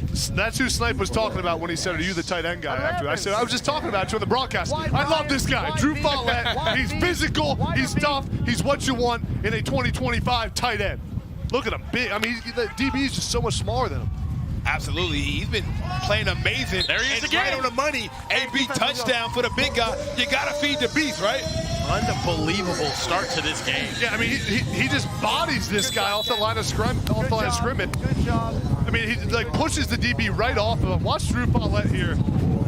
See where he lines up. He's going to be out here. Watch him just bully this DB and then come right underneath him. He bullies him. Get off of me. I'm bigger and faster and stronger than you, and comes right underneath for the touchdown. AB, how many people you bullied back in your day? Were you a bully guy or more of a finesse guy? I was a bully guy. Okay. I wasn't winning with speed very much. And listen, I tell tight ends all the time, a lot of times you're not really running full speed a lot. You're full throttle, not full speed, so you can be physical and bully the DB like Drew Follett did right there. And now it's time for this 82-10 team to make their mark. Fellas, I am a huge fan of now who's my favorite player in all of OT7. Scoop Smith is the truth. The 5'6", speedy, quick, shifty. He can elevate receiver too. He can get up. With a 40-inch vertical. Man, he's played amazing this entire tournament. I'm a fan. I love his game. No, we've made a lot about the other receiving cores here. We made a lot about Grand Elites. We made a lot about 24Ks. These guys here at 82-10s, this tandem of Scoop Smith and LeVar Keys have made nothing but gotta have it plays time and time again. And right there, just out of the hands. But Kieran, how many times have you seen a 5'6" deep threat? Like, he's a 5'6" deep threat. We have two here at OT7. Him and Travis Hunter. Yeah, exactly. I really Crow like as this. well. Yeah. I mean, Crow's. Yeah, Damian Crow, unguardable as well, yeah. Snipe, I like this 82-10s team. You think about even pool play yesterday. They went 1-2, but they were right in there in a game where there was a pass interference call at the very end that flipped the final result. I mean, this team, it just won their playing game today. There's a lot of talent. Their quarterback, Aaron Strader, is playing really well. That's how excited really well. I tell you what, though, Guys, fellas, right here, we looked at the bracket. Fourth down, I think they might be flipping the field here. I would. They are, yeah. They're going to be flipping the field. Unfortunate not a great here start. for 82-10s. And if you look at the bracket, man, I mean, just due to them not being able to win a lot of games yesterday in pool play, they have a really tough path to the championship if they want to get that golden ticket. So it's safe to say, you know, if they make it, at that point, they will be very battle tested. I mean, if you look at the bracket, they're going up against some of the better teams we have. Not a good look, though. 7-0 right now for. And right now, Noah Grubbs in this offense here for Gridiron Elite trying to get going with their their offensive coordinator, Michael Siciliano, looking like overtime Tom over there calling plays. By the way, man, here at OT7, the rules are pretty simple. You get a first down when you reach the opposite 20-yard line. The scoring, as you see, Gridiron Elite, 7 points. Each touchdown here is worth 7 points, unless you use what we call a money drive. You can only use one per game. So, Kieran, it's very important that you use it right. And a lot of these new teams don't really know how to use it. So it's always kind of cool to see when they choose to use that. That money ball is a gold football when it comes out. Touchdown is worth 10 points instead of 7, so it's a real big game changer. A huge game changer. We saw it in the last game. That money ball got used early by Grand Elite, and on that last drive, they ended up having to force it downfield because they needed to score quickly rather than, saving it for later in the game and using it situationally, if you will, AD. Yeah, now a huge 3rd down and 5 right here. 82-10s needs to get a stop. This is the time to do it. The wind out here is literally insane. Don't know if you guys can tell, but right now Noah Grubbs is throwing into the wind. And then he had it. Just out of his hand. I mean, that was a great pass. I just mentioned it, right? He's throwing into the wind and still was able to throw a laser right there, right on the money. He's not able to bring it in. Trying to hit Terrence Dixon. And this is when you want to have that arm strength, that next level, NFL level. Yeah, the hardest thing about the wind for a quarterback, it's not necessarily like, can you throw it in the wind? It's judging how much wind there is, and that throw right there, you definitely have your quarterback, Noah Grubbs, who's trying to judge how much do I have to put on this to factor in the wind. And that's why you saw that one have a more low trajectory. Whenever you're trying to float things or layer throws, it's very hard with the wind. And now, guys, massive stop there for 82-10s. You go 3 and out your first drive, and then you get a big stop. That's complimentary football. Wait, I think it was a penalty. It was actually a holding on the defense. Wow, kind of saved them there. That is a crucial penalty. And that's going to be a first down for them. Wow, that changes a lot. Wow. I know, but you run a Man, I mean, you talk about a big penalty in a game right there. 4th down, holding call. That was huge. Huge. Huge. Now, AB, you were one of the youngest coaches in the country. When you look at 7-on-7 and you evaluate talent, what are you looking at when you see a lot of these kids play? We've seen everything from 8th graders to seniors play the top level 7-on-7. Yeah, when I would evaluate 7-on-7 places like OT7, I wouldn't overthink it. Like they don't have pads on. But what you really want, I always say this. You should be able to look at a team and tell who the 5 stars are right away. I should be able to look at this and say, Noah Grubbs, that guy's special. Yep. Yeah. Ryan Williams, that guy's special. If I can't tell that you're a 5-star watching the play live, then you're probably not playing well enough. Well, that makes sense? Yeah, but I got something to ask you, though. What about the guys who are on these stacked rosters with a crazy receiving core, so they might not just get targeted as much as they would if they went to a team where they would get all the balls? How do you – because that's a little tricky, right? You might have 4 or 5 guys – you might have 3 receivers that's all really good, and you might not get targeted. Yeah, well, step up. If you're good enough. Listen, no, here's the truth. To the top, right? Better. If you're good enough, the quarterback's going to throw you the ball. Because the quarterback wants to win and look at himself. So absolutely if you ain't getting the touches, it ain't because the coach don't like you. It isn't because the quarterback don't like you, because you're not good enough. Hey, man, wise words from a wise man. Rubs over top again. This guy's unreal. Drew Fallen. This guy's unreal. I mean, AB is about to lose his mind right now. And he wonders how he get the tight end guy. He wonders. Fire me up. Put him at wide receiver. This guy can do it all. Look at the in route. Give me the ball. Give me the ball. I love it. Look at the balance there to stop the route. Unbelievable. Hey, can you imagine him leaving and saying, can we get him an interview with Tom? Oh, there he is. Come on, Tom. Imagine AB walking out of the booth. Why they calling me the tight end? We got a money drive. He gets about these tight ends, man. The 82 a money drive, a touchdown here on this drive will be worth 10 points instead of 7. By the way, if you guys are now tuned in to this game, watching from home. And guys, I don't like this though. It's Scoop Smith with a drop. I mean, but if you guys are watching right now, make sure you subscribe to the channel. We're super close to 1 million subscribers. And by the way, that big Tom tight end is with my guy Tom right now. Hey, thanks, Snap. I feel like AB should be down here doing this interview. I got Drew Paulette down here, the big man, the tight end for Gridiron. How are we feeling, man? 2 touchdowns already. Yes, sir. Good. We're up 14-0 right now, almost first half, but keep on going game by game. And I feel like you kind of just baby everyone here. Like, are they just a little too small for you? I think everybody's a little too small. No, he's okay. You're good. You get a AB up there, big tight end fan. He was one of the best tight ends in the country when he was in high school. Thinks you're a great player. You think you're better than him, though? Personally, I think I am. He ended up at UMass, but it's not about where he starts, but where you at. AB, you want me to swing on him? AB, you want me to swing? That's crazy shade, but it's true. I mean, he's going to go somewhere a lot better than UMass. I'll tell you that. Where are you going? I don't know yet. I'm 27. Got a long time recruiting process. Where do you think you should go, AB? Penn State. Penn State. We are. Penn State. We are. Gridiron Elite, you guys are probably the favorites going into today. 1 or 2 of the favorites. How are we feeling going ticket? I feel really good right now. We got this man at quarterback, Noah Grubbs. I think he's going to do a great job. We're going to win. Trying to get you to Notre Dame? I would like to go to Notre Dame. He's working on it. There you go. All right, get back to it, man. Appreciate you. Why does Tom look so small beside you? Yeah, that felt awful. Yeah, I hated that. Tom only looks normal next to Scoop Smith. That's why I went right up to Scoop last game. I was like, yo, we got to talk. Is that why he got him and Damian? Damian Crow with Scoop. Yeah, him and Damian Crow. Tom wants to feel regular. Sprinted to go get an interview with those guys. Shout out my guy Overtime Tom, one of the most hard-working guys I've ever met in my life. I never see him not working. It's actually kind of scary. He's never at home either. Yeah, he travels every day. He's a nomad. I worry about his personal life. 100%. 100%. Definitely do. I mean, look at him. I hope he's happy inside. A lot. RWE to the OT7 playoff. Okay. Oh my God. And that's why I worry. I think it's a You see the Ryder Lions shirt. Cold Heart's going too with that 1-9 record or whatever. And a big third down here. They beat SFE. Remember they beat SFE. They did beat SFE. I can get along with that. Guys, 4th down here. If 82-10 wants to stay in this game, they got to score right here. Hey guys, I got to be honest. I hate the usage of the money drive in the first half. I'm not a fan of it. I'm not a fan of it. We talked about that though, Kieran. It's panicking in my opinion. It's panicking. It's true, but also to the viewers at home, the big ticket, the golden ticket is all the teams that weren't formally invited to play in the regular season.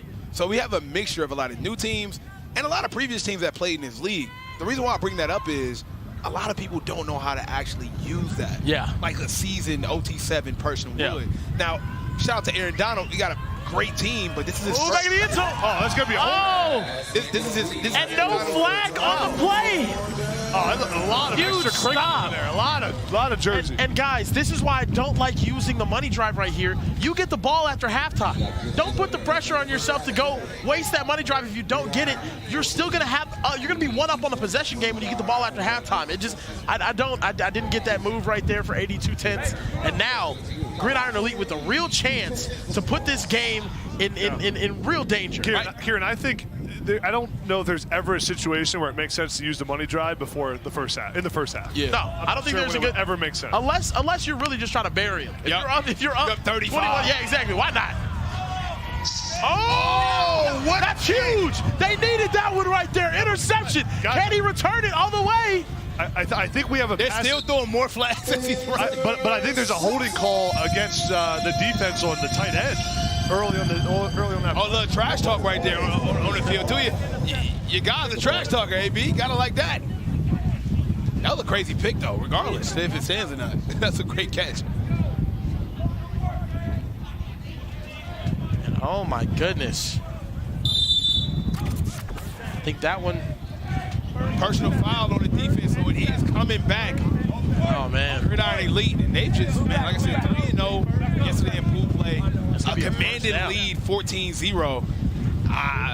They looking really good. They are looking really good right there. They needed that interception. Did anybody have them as a favorite coming in? I don't think so. I don't think they did. I think Tom might have because he loves New York teams and whatnot.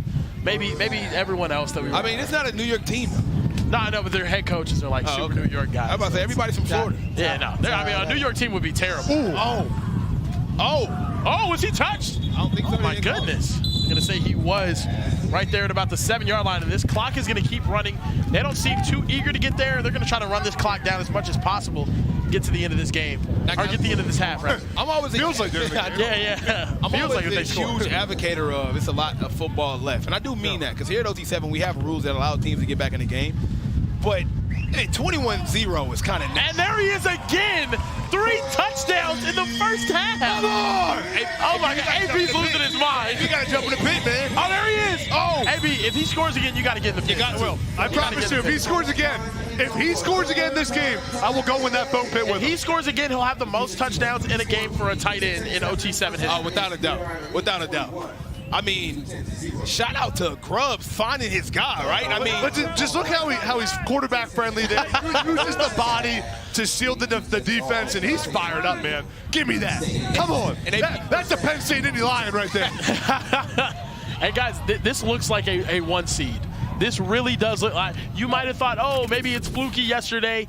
They are doing right now to 82 tenths what I didn't think was possible. And there's LeVar Keys with a big, he's got to get out of bounds. And they're going to have a chance right here inside the 10-yard line, about the 5. And they get the ball at halftime. So oh, my goodness. Enormous play right here. They need to score this one right here. And, guys, they score on this play, get the ball back after half. It's a 1-possession game. And I mean, you need 1 stop. If you score right here and score again. This is an enormous play. Let's see how Aaron Strader handles this right here. Got to get it in the end zone. This is an area they like to hit Scoop Smith. Oh, drop the pass. Drop the pass, picks it back up. Got him, man. And the touchdown. And that's why I love him, man. Small guy, but he comes up big when you need him.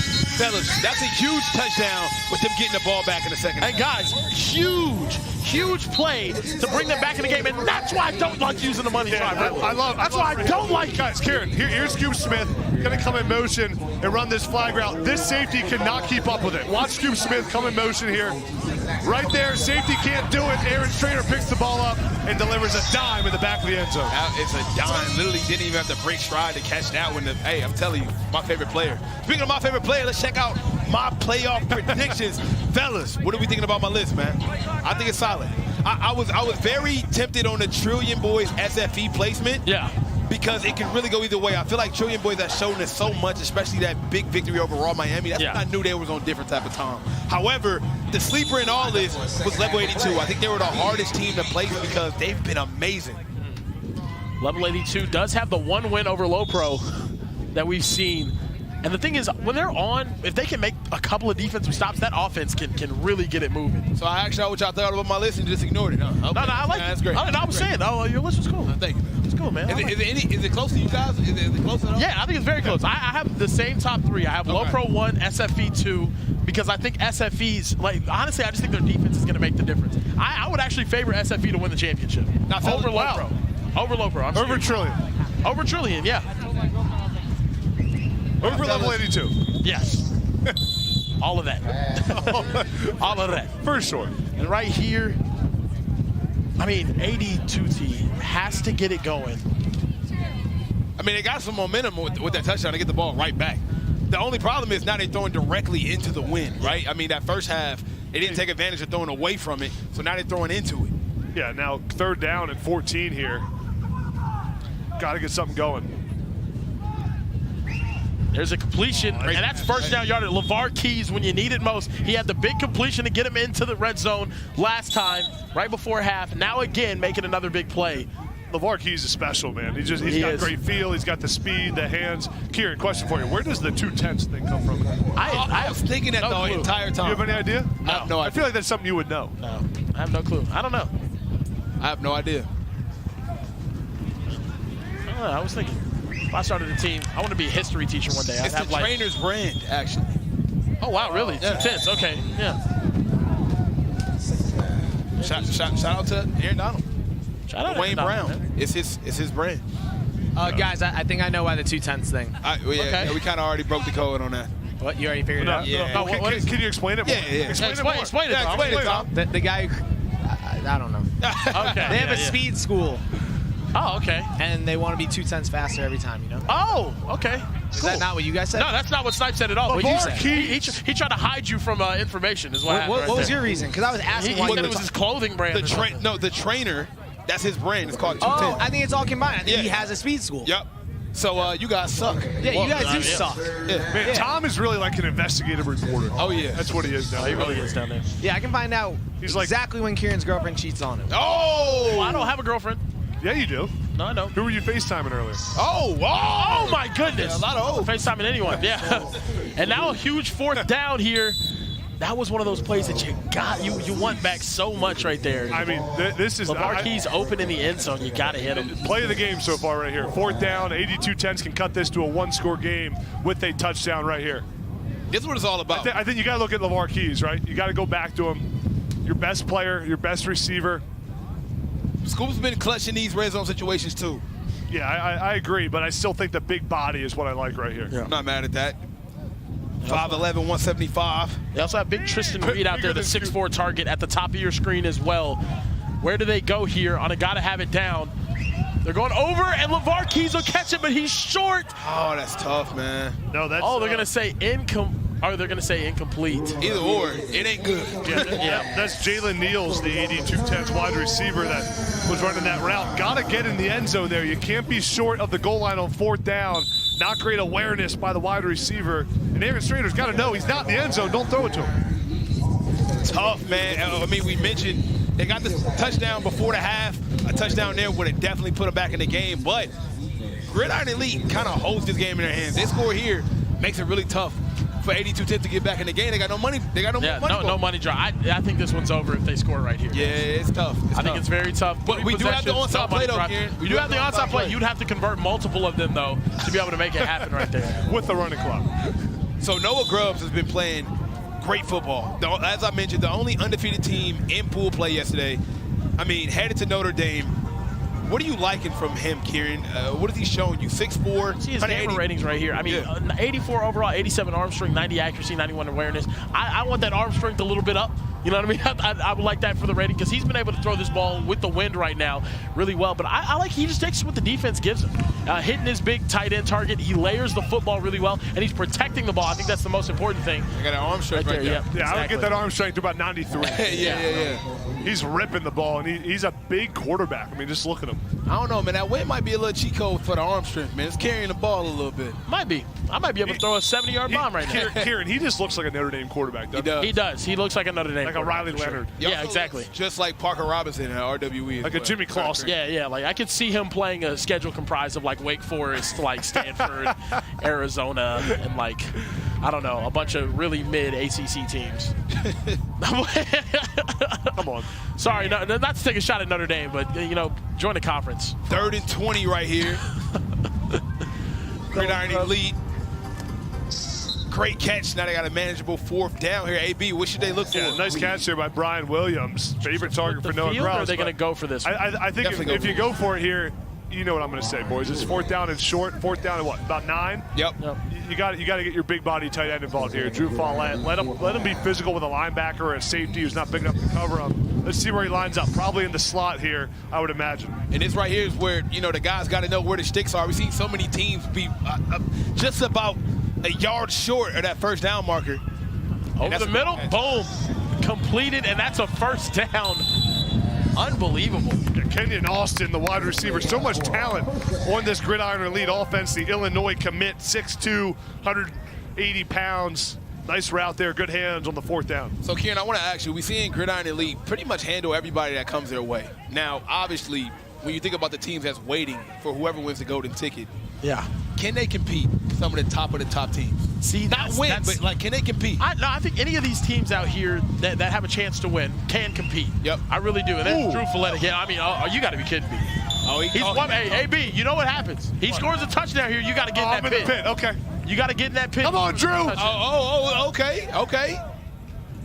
But you think they can compete with some of the top teams? I do. I think some of these teams can compete with the top teams. It just depends. I think I've seen that Texas Threat team compete against some of the teams that are in the playoffs right now, and they're competitive with them. They've actually beat some of those teams. I do think these guys are capable, right?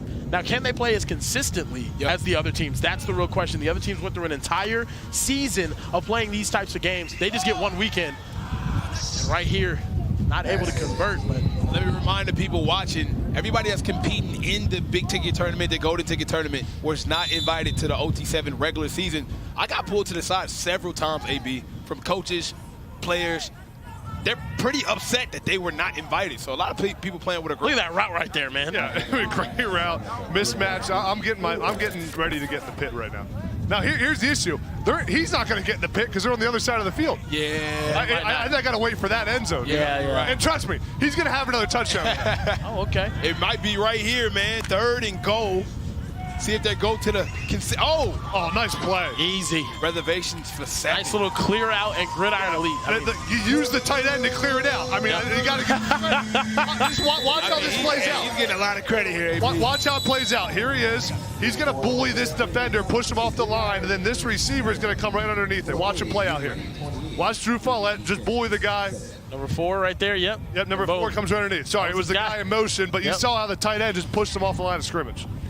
Tristan Gunn, another touchdown for them. And look, they have their target. We haven't even really got to talk about Brian Williams, who's Noah Grubbs' high school teammate, get involved today because they've just been dominant, moving the ball up and down the field right now in 82-10s. And now, I'll be honest, Kieran, I'm surprised at how this game's playing out. I thought 82-10s would give them more of a run for their money in this one. They have momentum too as well. They just blew out Grand Elite. They had a great showing. And now, Crab 5, they just won against Crab 5. It really came down to that goal line stand that we just saw. Yeah. They had a chance to make it a one-score game on 4th down, but got stopped, and credit to Gridiron Elite defense for that. I got Thomas with the man making it all happen, Noah Grubbs. What up, Tom? Yeah, guys, you've been glazing the tight end so much. We haven't really gotten talked about Noah Grubbs as much. You're doing a great job, man. How are you feeling today? Doing great. Obviously, just throw it to Drew Follett. You never know what's going to happen. To me, I know it's going to be a touchdown every time. 3 this game, it's going to be great. If he gets a 4th, I don't know if you're going to get time, but Adam will run into the foam pit if he gets to a 4th. I heard the foam pit's under construction, though. It is, but he can run to me. Anyways, there's a lot of wind out here. Is that affecting you at all? No, wind doesn't affect me. I just throw it and do my thing. Yeah, you're doing a good job. Is there one team that you're expecting to face off at some point today in the Golden Ticket Finals? Maybe a team that you're looking forward to playing the most, might give you the hardest time? 24K. I know it's going to be a Florida blowout. We'll see. There you go. Will you guys get it done? Yes, sir. There we go, man. Get back to it. Appreciate you, Noah. Back to you guys in the booth. Go Irish. I think this Golden Ticket weekend has really turned into a Florida versus Texas battle. I'll be honest with you. I think it's going to be it's Gridiron Elite 24K, the 2 teams out of Florida, and I think it's going to be Fast Houston DTX or Texas Threat. Yeah. It's going to be a Florida versus Texas battle here this weekend. And I think it's funny that Tom mentioned that 24K was the favorite coming into this, and every time we talk to a team and we ask them who's the threat, they keep coming up. So teams definitely respect 24K. Yep. But AB, it's kind of dangerous when you give a team too much respect. You got to come in like you're the better team. Yeah, but 24K's got the talent to back it up. I mean, quarterback, receivers, they're my pick right now to win this whole thing. But I'll tell you what, Gridiron Elite looks pretty good. I think 24K is the favorite. I really do. And also, we talked a little bit about the matchup we're watching right now with Gridiron Elite, 82-10s. I think this is more of how good Gridiron Elite is compared to how bad 82 Temps are. I mean, this is a great defensive team. The reason why they're even in this position is because defensively, they've taken on that Aaron Donald personality. However, Gridiron Elite has not struggled at all to score the football, and I think that has more to do with how good they are than, you know, how bad 82 Temps is playing. Yeah. I mean, yeah, we've seen this 82 Temps defense make some huge plays in the previous games. I mean, interceptions, pick sevens, and now Noah Grubbs has been able to drive the ball down on this really good defense. Now they got the backups in. Clear the benches. Clear the benches. Rest the starters for the next couple games. And for the next couple of games. That's Bryson Marbury, the freshman out of Lake Mary, Florida. I think we have one of the best first-round games coming up next. Two guys, Texas Threat, Fast Houston. That's a good one, man. That's a great I really battle of two of the best quarterbacks we've seen this weekend, too, as well. It's going to be very interesting to see Fast Houston's quarterback, Jace, go up against one of the best DB rooms out here this weekend. I'm excited for that matchup. I really like Fast Houston. I've seen them play several times in other OT7 tournaments in other seasons previous to this one, and I've always been a fan of how they construct themselves and how good they are. Uh-oh, got him. That's a good pass. That is a good pass. Oh, they're going to say incomplete. Nah, they called it incomplete. But I was saying, though, Kieran, man, I mean, Fast Houston is a really good team. I think coming into this, they were the second team overall, right up under Gridiron Elite. No telling going to win that next one. But for this one, 82 Temps, it's time to say goodbye. Amazing showing. Remember, this is their first time ever coming out here to OT7. I think they had an amazing performance. But Gridiron Elite stays undefeated. They will move on to see if they can win the golden ticket at 4-0. Amazing play. But don't go anywhere. We have more OT7 football coming up right after this.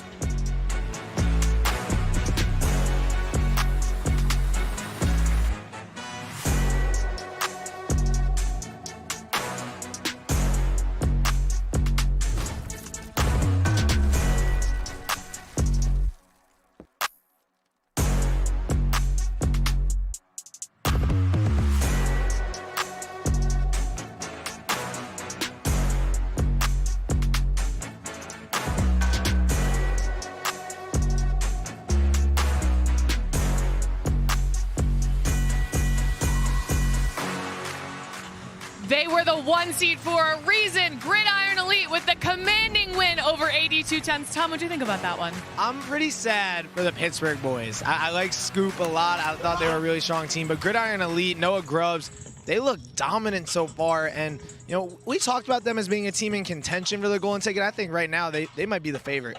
Yeah, we need to take a look at some of these highlights because Gridiron Elite is still the only undefeated team left in this golden ticket tournament. Noah Grubbs today, I mean, how about his game? He looked for the big man. I mean, his tight end, 3 touchdowns, all in the first half. Noah, I will say, looks the most comfortable as a quarterback right now. When I talk to him, he just seems really in control. He has a lot of fun, and I think that comes from the coaches. There's a really strong team, and shout out to Adam. Yeah, AB was losing his mind at Mark Fillet. He had 3 touchdowns in the first half, and he had an incredible game. But now we need to take a look at this bracket. So with that win, Gridiron Elite will take on the winner of DTX versus Heat. The Slimey Boyz will face 24K next, and Fast Houston will take on Texas Threat.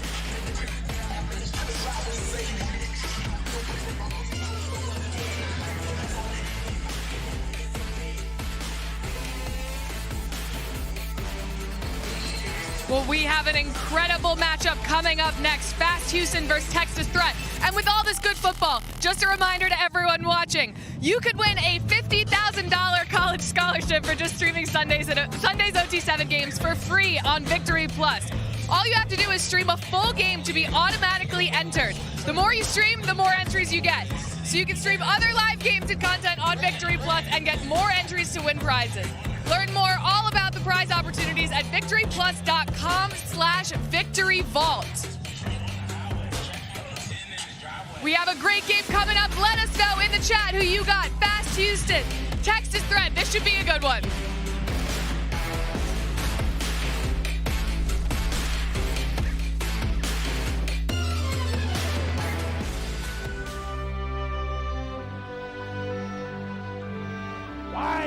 What is it?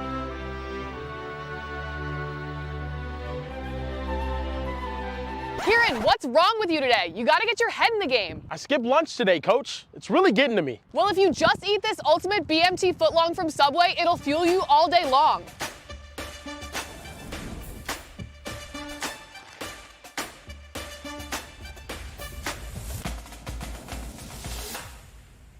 Go.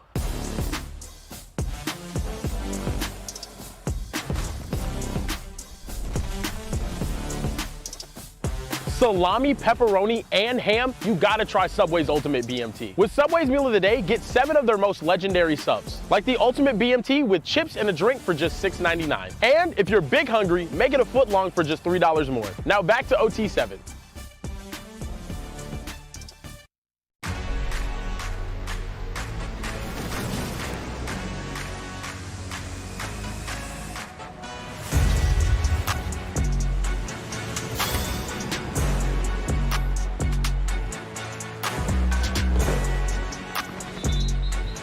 Mama, I made it. We're live in Dallas, Texas for OT7 football.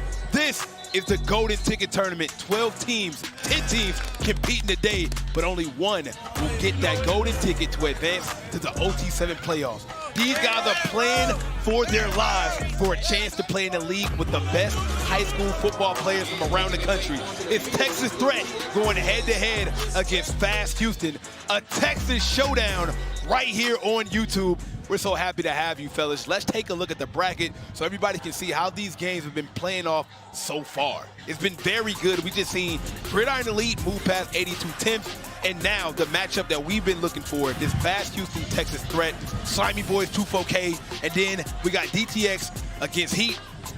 I mean, this is looking out to be a pretty serious bracket. You know they say, fellas, cream rise to the top.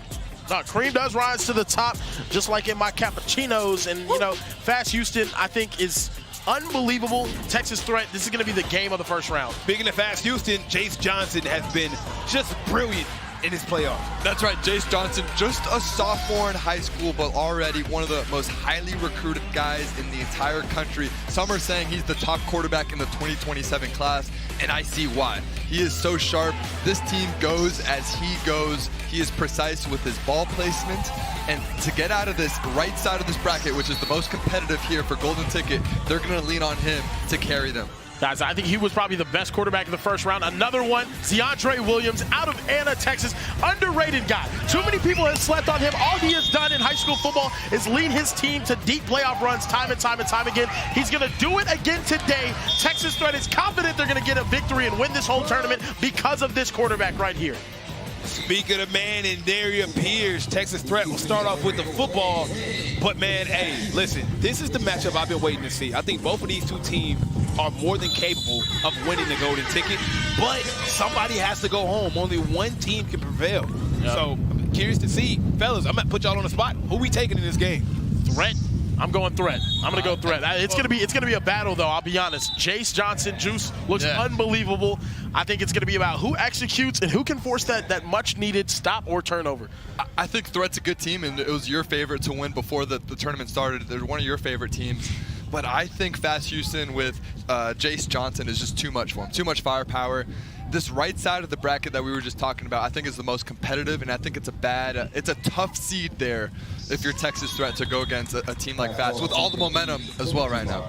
That's the voice of Mo Hassan right there, professional QB, one of the best arms I've seen in all my life right there, man. He's our QB guru. He knows the game pretty well. Played some college football at Vandy, USC, played professionally as well. Tennessee Titan. Pleasure to have you, Mo. Appreciate it, brother. Appreciate it. Speaking of quarterback, DeAndre Williams, the quarterback here for Texas Threat. You were talking about him earlier. His production at the high school level threw for over 50 touchdowns in the state of Texas, one of the toughest divisions as well. What were you saying, 4A, 5A? The classifications here, you're going against some of the best DBs in the country on a week-to-week basis. Just throwing for, honestly, even over 30 touchdowns in a given season is insane. Very tough. That's a holding right there on the defense. So Texas threat gets an opportunity to move them chains. But Kieran, you grew up in Dallas, Texas. You see some of the best athletes coming out of Duncanville. You're familiar with it. You know, what is it about Texas that breeds just such amazing football? It's just coaching from a young level. It's religion out here, man. No other state takes football as seriously as Texas, and that's it's not a debatable fact. It is what whole cities shut down because high school football games are happening. We sell out the Dallas Cowboys Stadium, 60,000 people. So these kids, they grow up dreaming of playing state championship games. Oh, another flag? It's another flag that comes out right there. And guys, I mean, it's very important down here. It's vital. It matters so much. These kids put so much into every single season here with their high school football teams and developing and whatnot. It's the home of football. Texas is the best state for it. And I'm not from here like you are, Kieran, but just observing it from outside, and I think it's the coaching. Yes. Like you just said. Way better than Florida, yeah. No, Florida might have more natural talent, I agree. but the coaching down here, from a very young age, you get going. Absolutely, and these are some of the rules you need to know here at OT7, man. We do things a little bit differently. A first down will appear once you reach the opposite 20-yard line. Also, scoring is pretty simple. A touchdown here is worth 7 points unless you use what we call a money drive. A money drive you can only use once per game. It's very important you use that correctly. If you use the money drive, you'll see a goal football, and a touchdown will be worth 10 points instead of 7. Defense can also score to get a pick and score for a touchdown. There's Jamani Smith right there with the catch out of Arlington, Texas. And that, I mean, they got kind of bailed out here with a couple of penalties Texas threat did on this first drive. We're going to see if DeAndre can find some rhythm here and get this offense in the end zone here in the red area. 3rd down and goal. See what he decides to do here. Drop back. He had him, but he hesitated. He goes it up. Over. Not in bounds. I mean, this is great defense right here by Fast Houston. I think what we've seen, I mean, the talk of the tape has just been cream rise to the top. Yep. Yesterday, it was pool play. 2 teams weren't able to make it. We took 10 out of 12 to be in the bracket and play. Fellas, I'm expecting, as we know, the best teams will survive, right? These 2 teams, I think this game will go to the wire. They're both more than capable of winning it all. So I think, you know, one of these guys could take the whole thing. I agree. It's good on good, and that's the beauty of our tournament play. These are 2 of the best. Oh my goodness! As he drops the wide open touchdown. Wonderfully drawn up and just right through the hands of London Smith, one of their most sure-handed wide receivers, and an unfortunate start to the game for Texas threat. Oh my goodness, Mo. Beautifully designed. No, it was just a slant route. Hits him in the second window. That's the Baylor commit, London. He usually comes down with those. And if you're going to beat Fast Houston, one of the most explosive offenses in the country, we talked about Jace Johnson, you need to capitalize on those in the red zone. Speaking of Jace Johnson, our first time getting to see him play. I mean, he was amazing yesterday in pool play. Immediately, he caught my attention. Oh, yeah. I mean, the first game he played, my eyes was glued to him. He kind of jumps off the field. We talked to AB, you know, he's been evaluating talent at the high school, college level, and he said, you know, big-time players you can know right off the bat. You don't have to look at the chart and see how many stars they got. Without a doubt, he pops off your screen. No, he does. It's the arm talent, really. The ball pops out. The first thing is just physically, right? Like, he's a sophomore, but he's 6'3", 195. 6'4". No, for sure. He looks like he could play in the SEC today, which is insane, and especially he's going to continue to develop.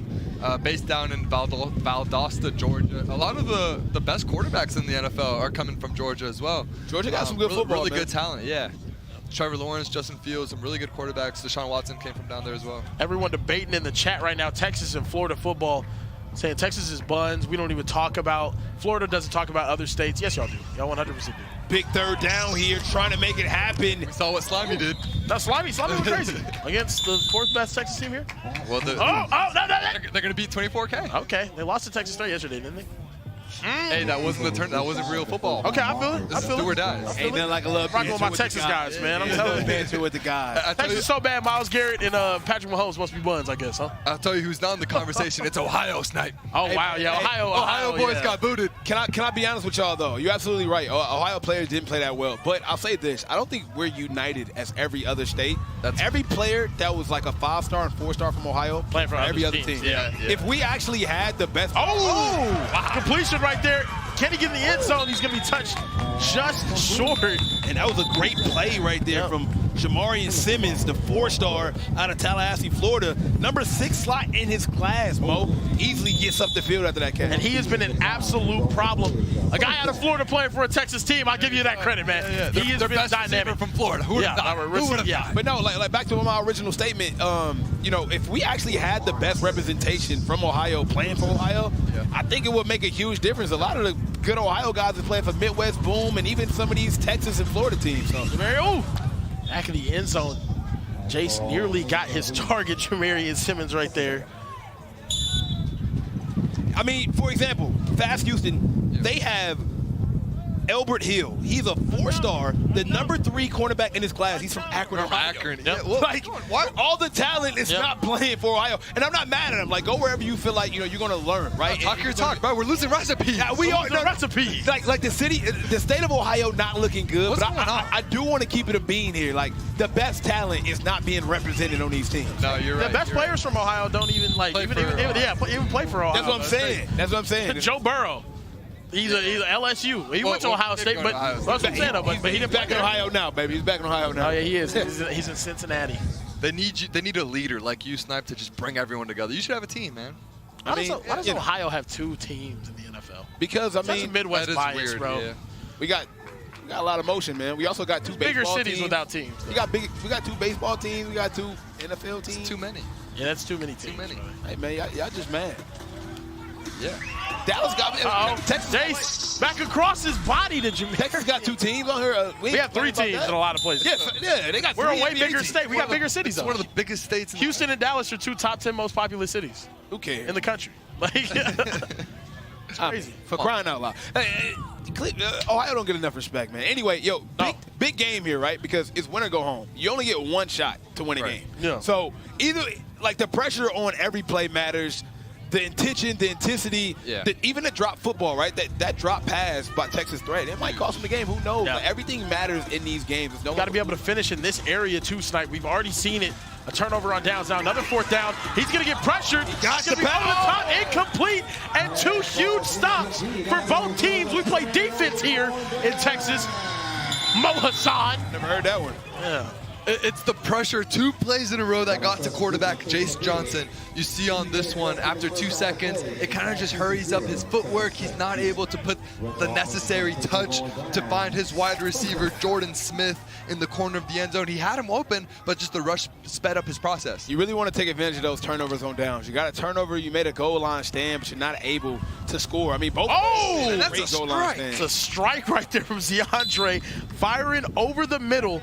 And guys, I love the way that this offense works. They attack the weakness in coverages. Yeah. Whether it's a cover 2, they're going to attack the middle of the field. Cover 3, they're going to go underneath. They love attacking weaknesses in coverage.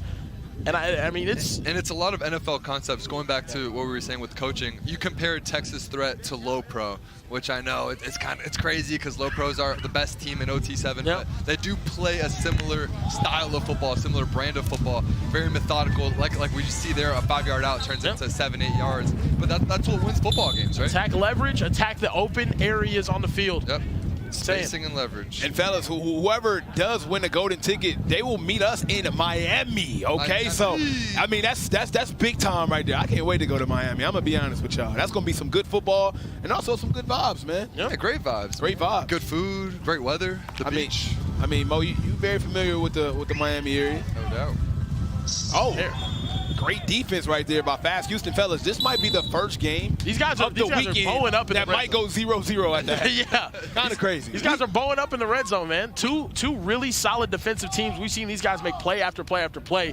You know, Elbert Hill, they're really not even throwing to his side of the field right now because of, I mean, how dominant he is out of Ohio. Brother. He's been unbelievable this weekend. Probably up there with one of the best DBs we've seen outside of Jermaine Bishop. Yeah, he had a really clutch interception to seal the game yesterday as well. Really impressed with his coverage skills on some of these double breaking and comebacks and deep balls. One of the top corners in the country. Fire over the middle, no one there, and they are going to a 3rd down and goal. Fellas, it's kind of crazy. It's tough to score right now, guys. Here at OT7, we literally kind of rigged the system to score as much as you can. It's really rigged. I'm not gonna lie. Cat's out the bag. We literally want to see like a 100-97 game. Of course. The fact that it's 0-0 just lets you know how much these teams want to win. They're not allowing anybody to get an advantage, Mo. It's kind of It's elimination football. Yeah. You're seeing a different level of intensity right now. Boosting some tackles in the secondary. They're getting physical, man. This has been the most physical week by far. I mean, they're going for it all right here. Let's see what they can do on third down. DeAndre Williams has been playing amazing in pool play. See if he can pull it together on this drive. Got him. Blake McClain. The middle. Got him. Touchdown. Blake McClain, early candidate for one of the best receivers here this weekend. Oh, yeah. He's not going to burn you down the field with speed, but he's going to find the open windows, and it's yards after catch ability. Like we saw there, he turns the underneath mesh route into a touchdown, and Texas threat on the board first. He's going to do his job, which is what I think I like about him the most. He reminds me a lot, looks-wise and the way he plays. No, you're not going to know who I'm talking about. Lawrence, Arnold Lawrence, who played at DeSoto and then at Kansas. He's a Kansas Jayhawk, one of their best receivers. What a strange He looks just like him, too. That's the 54 seconds left. Guys, this is a huge, Lawrence Arnold, rather. This is a huge drive for Fast Houston. They get the ball back at the half. So if they can score here, they'll be in position to take the lead with the ball back in the second half. They got to use better clock management. The clock is just running right now, and they don't care. Yeah, they're wasting it. By the time they snap this Going to ball, the play it's sheet. going to be about 20, 30 seconds. I don't know what quarterback Jace Johnson is doing. He's really just taking his time. Just calm. I just want to scream out there and say, hurry up. Yeah, it's kind of. Guys, they're going to snap this. Why are they milking it right now? I mean, I don't get it. And then he goes the body. He's got to get out of bounds. He's going to be touched inbounds. And they're jogging to the line. I don't think they understand what's going on right now. Even that they're now getting screamed at. Kieran, which gets you about 10 yards, doesn't make sense. Guys, this is likely going to be the last play of the game here. Oh, and they didn't even line last up play of the right. half. Oh no, this is a horrible clock management. Oh, he drops. He dropped that. They don't deserve another snap. They don't deserve another snap. They said he spiked it. I don't think that was okay. I don't think that was a spike. The 3 seconds left on the clock. They're going to get one play. I mean, guys, I think Jace realized that the clock continued. Guys, really bad clock management. Yeah, it looked like Fast Houston had no idea what was going on. Karen, it's plays like that make me second guess will they win it all. Yeah, no, I don't think they can. Not playing like that. And that's tipped off. Oh my goodness! They did it. You gotta be kidding me. Tips and with those. Gotta get those. And that's why, ladies and gentlemen, you don't go for the interception on last plays of the game. Yeah. Tip that thing down. It's not about that. Oh my goodness. Actually, right here, I'm okay with it because he could have returned that for a tub. But oh my goodness, a miracle tip drill that ends up in a touchdown. Oh my goodness, Fast Houston gets bailed out in probably the worst clock management I've ever seen. It's better be lucky than good sometimes, man. Oh my goodness. Insane. What an amazing first half we just seen. It's been an amazing OT7 regular season. Join us in crowning our OT7 Season 4 champions starting June 27th in Miami. Keep up by subscribing to Overtime Season on YouTube. Super close to 1 million subscribers, man. I still don't change my mind about the clock management right there from Fast Houston. However, it's really great that they were able to capitalize on that. They got to do a better job with clock management. It might come down to those situations to win games, to move on. Look, they got bailed out, like you said, but I hope it's a learning experience. Jace is a young guy. He's a sophomore. He's got offers from Auburn, Georgia, Florida State. He's going to be playing a lot of football on Saturdays on your TV screens. But it's that football IQ and the awareness, I think, that separates guys at the next level with just the managing the offense, right? I think managing gets a really bad rap. From Cam Newton, there was that whole debate, are you a game changer, you game manager? He even wore the t-shirt here at OT7 a few weeks ago. But to be a good quarterback, you do need to manage everything. I mean, speaking of that, we had Shador in the building yesterday. Would you consider Shador Sanders a game manager or a game changer? I think at Colorado, he was a game changer. I do. I think he was making really great plays. I don't think they win all those games without Shador. No. It's fair to say. Fair to say. Speaking of game changers. When you what do you think he is? Look, he had Matthew Golden. He had some of the best receivers, Xavier Worthy. Both years. I don't think they asked as much from Quinn, so he was able to take more of a manager role there. Fair enough. Right. What would you say? No, I'm not. I agree. Yeah? I would agree. No, what do you think, Arch? I think changer. Yeah. 3rd and 12 right now for Fast Houston, trying to put some points on the board and maybe take this lead. Once again, fired over the middle. Oh, man.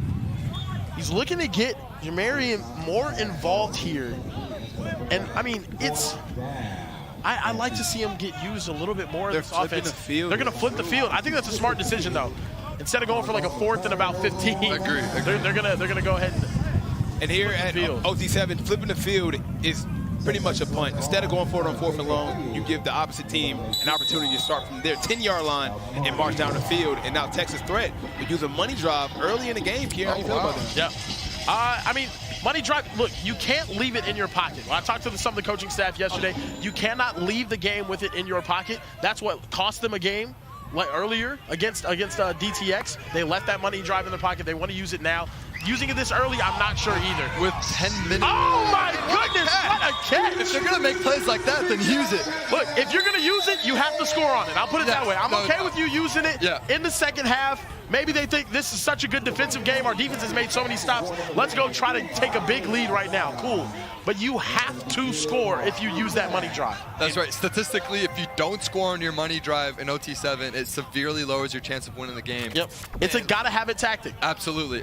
But look, if you're going to make plays like that, go ahead. And fellas, that was a freshman who caught that. Brendan Jackson, the receiver out of Texas. Midlothian. Hey. Unbelievable. Didn't look like a freshman out there to me. Looked like a grown man out there with that catch. Same city that Bryant Wesco, the freshman sensation for Clemson, from right there. Oh, my goodness. Wow. And a late flag comes in. I think there's going to be an unnecessary roughness because he just got hit like 5 different times, Julian Caldwell did, going over the middle. Kind of threw it like 20 minutes after, though. Let's see here. It's just getting so congested. DeAndre tries to fit right it through in his on a hands. slant. Oh, and he got hit right in the face. Hits him in the face, but just got smacked right in the face. Yeah, unnecessary roughness call right there on the defense. Like we said, it's do or die, boys. Game 7, everything on the line. These guys are playing physical.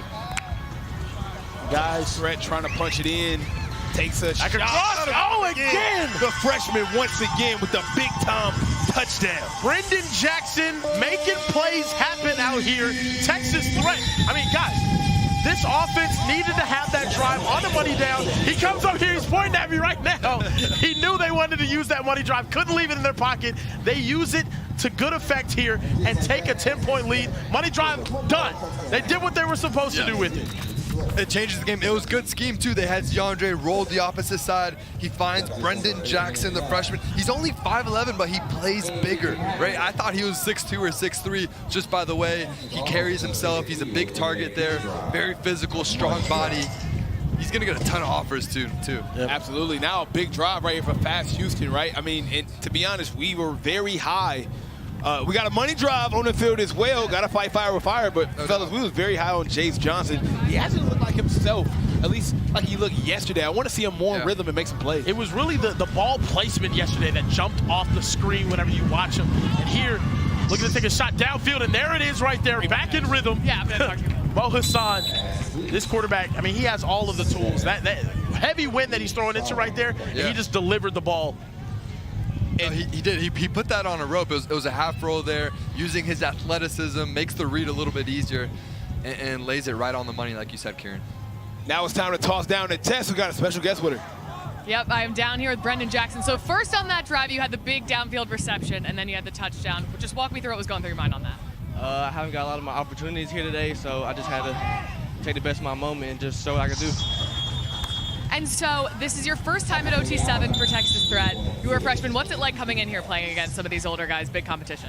I mean, it's kind of nervous, but once you get the rhythm in, I think I'm good. Okay, so there's a couple Texas teams here this weekend. Some were saying that Texas Threat may not be up there, but I think you're Kieran's favorite team in Texas right now, Kieran up in the booth over there. What do you have to say about that? I mean, yeah, we came and proved ourselves. We went 2-1, so I think we got what it takes to win the chip. All right, what's it going to take for you guys to come home with the golden ticket today? We got to play as a team, just execute on offense, execute on defense, we'll be good. All right, best of luck out there. Back to you guys. They send a rush, and did they get him tagged?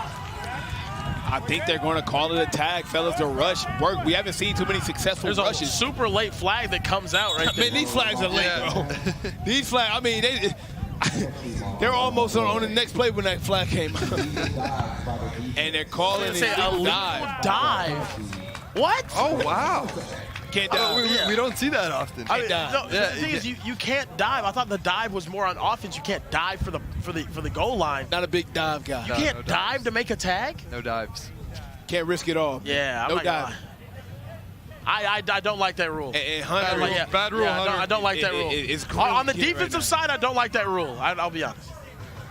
I know you care about it. Trying to win football games. Hunter said he cares about the safety of his players. We all do here, but we care about football players. And that's a touchdown. I don't know if Karen cares about football or Texas threat. Big touchdown. Whoa. Fast Houston, and now they tied this ball game up.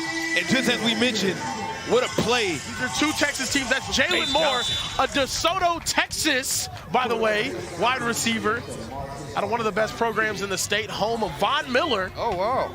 Just giving you guys all the nuggets. DeSoto's got some dogs. All these legends. LaVisca Chenault, Von Miller, Jonte Cook went there. There's a bunch of just great players that better than Duncanville, they say. And they used to be. We mentioned Jay Johnson. He needed that touchdown to get it going, but now you got DeAndre coming back out here trying to march down here. Mo. Also, Boobie Feaster goes to DeSoto, Texas. Oh! Tip up in the air. Nearly intercepted. And now, guys, both money drives already used. 17-7 ball game, 4 minutes left. I'm looking to see who can execute right here. I like the shot down on the first down, but now it's about getting those completions, using this clock to your advantage. And I think I have a prediction. What's your prediction, Gary? I'm thinking this is going to overtime, guys. Oh, wow. I think this is going to be an overtime. I wanted to ask Mo, you got the football, 4 minutes, it's a tie game. Yeah. Is it thought process as a quarterback to milk some clock, try to move down the field, or just score it as quick as you can? Like, what's the idea? Look, I think you have your whole offense available to you. I don't think you need to do anything different, right? There's a premium on just getting in the end zone. Regardless if you score on 1 play, you score on 10 plays, there's enough time on this clock where you don't need to worry about it exactly yet. Let's just get in the end zone and get a stop. That's the way I would look at it. Not bad at all. Big time pickup right there from Texas Threat. They're able to move this chain, and now they're 1st and goal with Julian Caldwell. This year is, I think if you try to be too cute and waste too much time, then you get to a 3rd and 4th down and you never know what happens. Exactly. You don't you score. just got to score. Yeah, Well, just score. At this point, though, too, there's no money drives. It's not about utilizing your or playing this possession game. You just need to score. Yes, exactly. Right there. I mean, these fast Houston DBs are getting I was close just about to say it, bro. to forcing a turnover. DeAndre Williams has to be more careful with the ball here. And then these fast Houston DBs, I mean, they just keep doing what you're doing. Bro, it seems like they're lurking and they're really about to licking their make a chops play. right now, Karen. Exactly. They're waiting for a mistake because they're on it right now with the receivers. And keep an eye on number 2, Blake McLean. They like him down here in this red zone. They have him to the left of quarterback DeAndre. Really shifty here at the slot position. 2nd down and goals. DeAndre Williams trying to make something happen. He's looking, finds a guy across the middle. Oh my goodness. Moving to his right, throwing it across his body to the left. Hey guys, we're throwing across our body out here. It's a new generation of quarterback. He just likes to make it more difficult on himself. He didn't have to do that. I don't know why he did, but the level of difficulty here, why not get some style points? And he's got the chains. Look at him. He's so calm, he's though. That's the thing that's impressive to me about DeAndre. Very calm in the face of adversity, in the heat of battle. I think, but Mo, talk to me about this though, right? I mean, you play QB at the highest level. I feel like a lot of times when QBs throw across their body, I know it's a risky pass, but I feel like they're shifting to the offense to where they're running. So the opposite side is usually kind of open because everybody's focused on the side he's rolling out to. Yeah, I mean, look, it could be a design throwback pass, or we've seen Low Pro actually utilize that, and it's a really good red zone strategy in tackle football and in OT7 as well. In this case, I think he was just getting off. It wasn't technical footwork, but with a guy like that who just kind of has an it factor, sometimes it'll work. And we talked a lot about the bracket. No one knows the bracket more than Tess. What up, Tess? Yeah, down here. All right, so this game, Texas Threat Fast Houston, they will go on to take on the winner of the Slimey Boyz and 24K. Slimey Boyz with the big upset over here. I would just like to call out on this side of the bracket for Gridiron. I don't think that's English. I cannot read that at all. So I would like to ask who on Gridiron signed their team to the next round. But yes, this is an incredibly important matchup down here. They will take on the winner of Slimey Boyz 24K in the next round. 24K was looking like one of the early favorites, so I don't know. This right side of the bracket is stacked, though, so I definitely think it's going to be a tough one. So let me know what you guys think up there. Hey, that right side looking like the West in the NBA. Man, Yeah, that's what I was saying. Looking tough. But fellas, before that, man, what a catch right there from Pyle. I mean, and they go back to him, but Jalen Powell was able to catch that right there on the sideline, get a foot in. Michigan commit, but that was a big-time catch right there. Also helped them move the chains, get a first down. Now you can breathe and hopefully get a great situation for a play in the end zone. We got to see him make a lot of plays for RG3 takeover time and time again. Him and Chris Stewart were a crazy good tandem, and now you're seeing him use that transfer portal here at OT7. That one-time transfer. And then that transfer portal. Because RG3 could be in the playoffs, and they're not. Yeah, they are. They're one of those bubble teams. Yeah. See what Jace can do here. Got a spy on him, just jumping at him. Oh! And that is a snag, bag, and tag. Oh my goodness! Unbelievable catch there, Jalen Moore. And I love the Gronk spike at the back of the end zone. 50 seconds remaining in this game, and we got a tie game. Fellas, two of Texas's best. I'm going to make a bold prediction. We have a tie ball game, 24 apiece. Yep. Yeah. Texas Threat has the football with more than enough time to march down the field. Yeah. I've mentioned that these DBs have been licking at the chop. I think it's going to be a pick, too. I'm calling a pick. I'm calling a pick. Calling a pick. I hate it, too, because Texas Threat's my pick to win, but I think these DBs have been getting really close. Oh my God, I'm telling you. I got close. They've been getting really close. Hey, you hit it right on the money. They've been like extremely close, like 7 times. Yep. And it just hasn't gone their way. They've had a couple go right through their hands, too. It's getting close. That reminds me of yesterday. We had DeMarcus Ware up here in the booth. He called the pick right before happening. I believe it was Fast Houston, actually. I think it was. That's a great guy. Yeah, I know why you're a quarterback, bro. Your memory is insane. You know, I think one of the hardest things about football that nobody talks about, the playbook, bro. Yeah. Do you know that's 99% of the reason why I didn't play football as a getting tackled? The playbook? Like, a play call will take 20 seconds. It does. Yeah. And it's just like, bro, I'm not remembering this, bro. Just give me a pick and roll at the top of the key and let me do my thing. Let's just hoop. There's nothing to remember about a pick and roll, okay? It's nothing. So now a sense of urgency here for DeAndre. Let's go! You do really need to hurry up. Coach is telling right here, they gotta gotta get set here. Yeah. Under 20 seconds, got it across the middle. That's going to be enough for the first down, but this clock is still running. They need to spike the ball right he's saying to spike it right here. They got to get ready. Ken, you also mentioned that this game might go to overtime. That was my prediction early on. Yeah. So it might go to overtime. This is where I'm at, The right? best clock management should have maybe gotten something out of bounds there. Or I think we need to open up a school of clock. We do. We might have to. An institution here in Texas because they're not coaching these boys. Yeah, but you know, yesterday we had sudden death overtime rules, but today we're doing standard OT7 overtime rules. So if it does go to overtime, we will explain the rules later. Meanwhile, hey, DeAndre Williams trying to make it happen right now, Kieran. I think 7 seconds on the clock. He might try to force one in, make a mistake, and then that's when it goes a little crazy. 7 seconds on the clock. This could be potentially the last play. Shot over the end zone. Oh, guys came down with that. Blake McLean had that one in his hands, it looked like. And now 3 seconds left. He's saying that was me patting himself on the chest there. He had Jamani Smith in the back of the end zone. He had it. Blake McLean had it in his hands. Well, he had 2 receivers in the same spot, and so it was too congested there. If one of the 2 were there, I think they would have scored. Yep. And I see why you like him, Mo. Why you talk about targeting him. I mean, 6'3" with a crazy wingspan. I feel like any 50-50 ball is good for him. DeAndre, it's more play. It all comes down to this. It all comes down to this, and it's too late. Right on the buzzer? Oh, man, it is too late. The game will go. And that's the KD foot on the line. Oh, bubble. Goodness. We are going to overtime. One too many balls. You're going to see the sack right here. 3-point move. See, that clock hit 0 right before he threw that thing. And oh my goodness, it goes to overtime. Yeah. Great job by the ref. I mean, we give the refs a very hard time, but I mean, amazing job right there by the refs. That's now, Kieran's boy, actually. Here at OT7, the rules are pretty simple. The offensive team will alternate 4 plays each from the 20-yard line. Home team decides if they want to start offense or defense. If the first team on offense scores a touchdown on their possession, they must attempt a 1-point gamble. If it's unsuccessful 1-point gamble, then that means the other team will receive that 1 point. And if they score a touchdown, fellas, it is over. Yep, over. Exactly. So Texas Threat is on defense, which means the pressure right now is going fast. Not only score, but get that 1-point gamble. Right, you'd rather be on defense then because you get the opportunity and the leverage of knowing what. Jason's got wide open. Did he get down? They're going to say he was out of bounds. It looks like he got in from here, man. That's tough. Great job by the ref being able to see that. But as we mentioned, all the pressure is on the offense here because you're setting the stage. You have to score. And go for the 1-point gamble. Nearly got that toe in. I mean, wow. Yeah, you have to score, and you have to. You feel like you have to get that 1-point gamble. Yeah, because if you don't get the 1-point gamble, as we mentioned earlier about the rules, then that means Texas Threat comes in with already 1 point. Exactly. So if they score a touchdown, they automatically win. Oh, that one was very close. DB closing in on that one.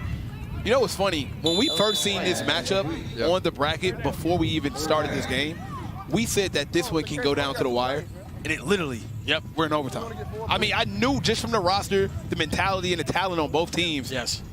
This could damn near be the championship here to get the They're that good. Yeah. Well, they say styles make fights in fighting, right? We talk about that in like boxing, UFC. It's the same in football. You get Jace Johnson, one of the most elite quarterback arms, going against a well-coached, seasoned defense in Texas Threat, who's been winning tournaments all over Texas, so they know how to win close games. That's a solid. It's an elite matchup. Hey, you're right here. I mean, that's a great completion right there. Now you got a manageable 4th down. At first, you would have to just chuck it into the end zone. Yeah. And I like this spot though too, because it helps you kind of get prepared if you do score for that 1-point gamble play that you have to go for as well. True. 4th down here. Jace Johnson has been elite with his ball placement all weekend. Can he do it one more time? He came up clutch yesterday a couple times too. Mo Hassan, QB, what should he be looking for here? Big time play.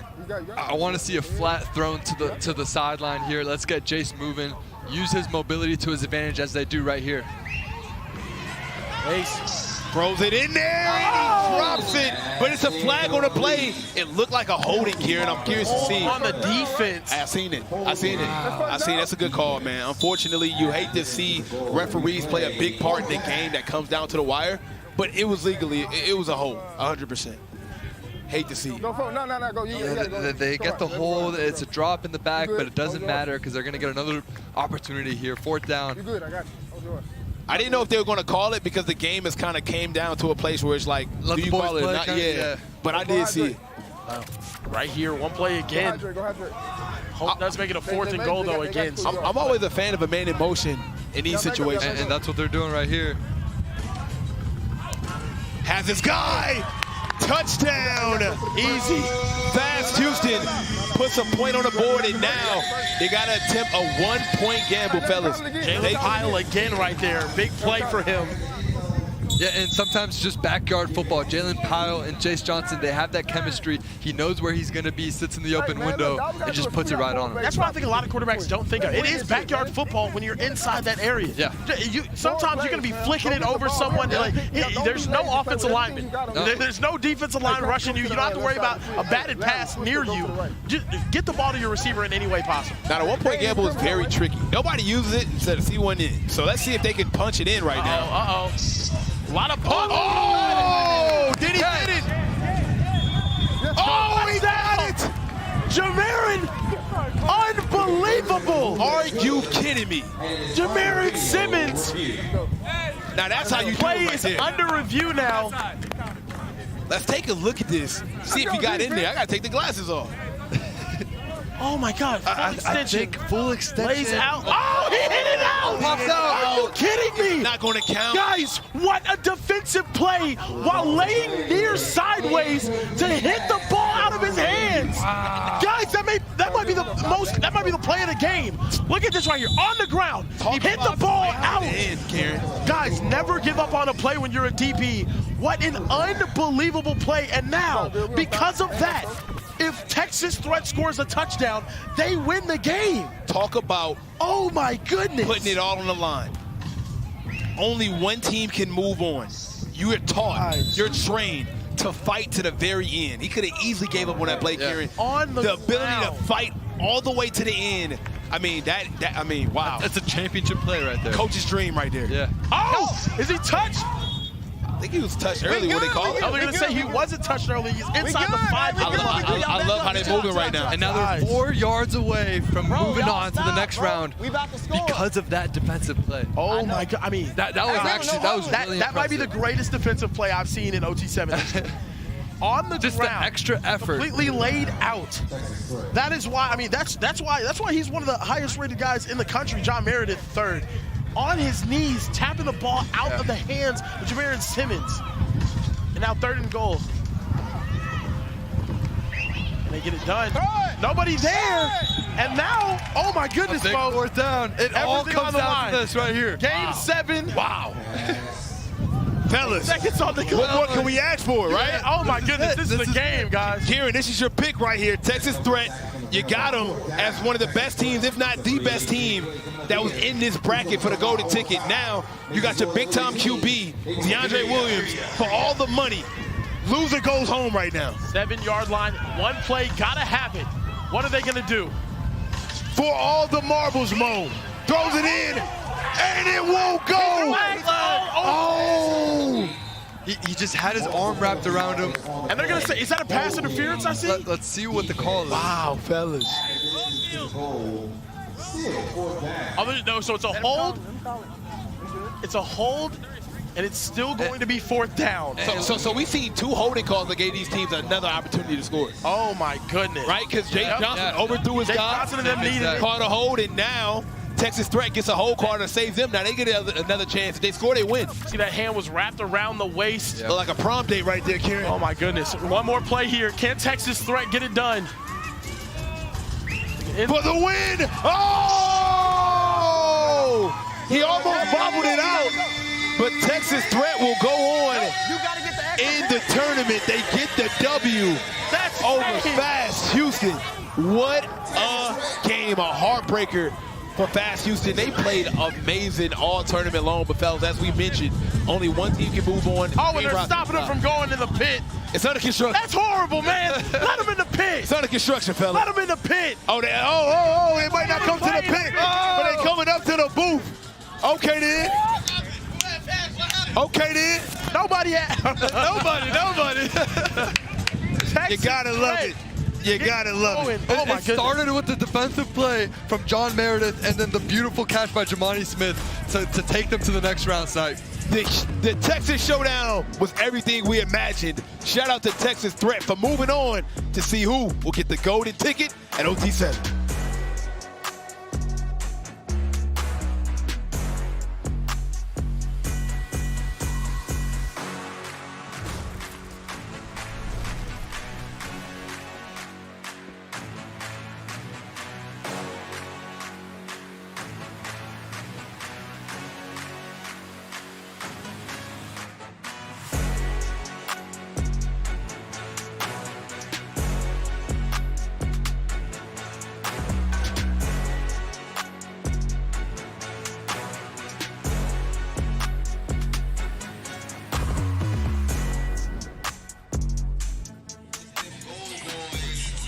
What a game we just saw in overtime. Texas Threat advancing to the next round. They are surrounding us here. Guys, they're the team that I picked to win. Texas Threat doing it better than everybody else. Let's go. Hey, everyone doubted them. I picked them to win from the very beginning. Y'all about to go get it done. What y'all doing in the next round? Hey, we finna take it over. We taking over. Oh, yeah. Taking over. Game over. Hang on, where's Joe Meredith? We need to talk about that tip drill at the end of the game. Unbelievable. How'd you get that incompletion going on that match? At the end, I just played through his hands. That's what it was. Yeah. On the ground, best defensive play of the day so far. Yes, sir. I mean, you guys are looking really solid right now. Yes, sir. Okay, yeah. Yes, sir. We expect you guys to win that golden ticket today. Oh, yeah, for sure. Okay. For sure. For sure. All right. Team. Are you guys worried about your next round? Absolutely not. We got to look at the bracket. Let's take a look at it. All right, so with that win, Texas Threat becomes the second team to punch their ticket to the semifinals. You guys have the winner of 24K and Slimey Boyz. How you feeling about that match? We're feeling good. We're feeling good. It don't matter who we play, we're going to win.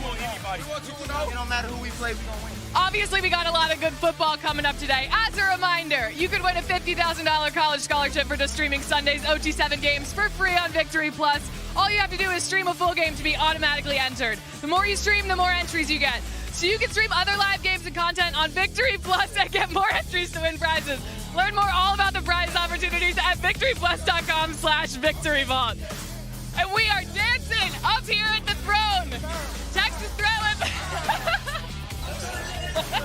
Coming up next, we got Slimey Boyz at 24K. Let us know who you got in the chat.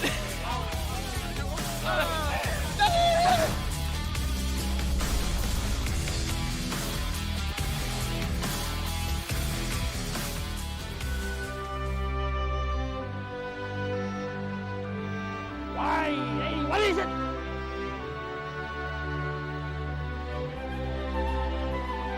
Kieran, Ryan, what's wrong with you today? You gotta get your head in the game. I skipped lunch today, Coach. It's really getting to me. Well, if you just eat this ultimate BMT footlong from Subway, it'll fuel you all day long.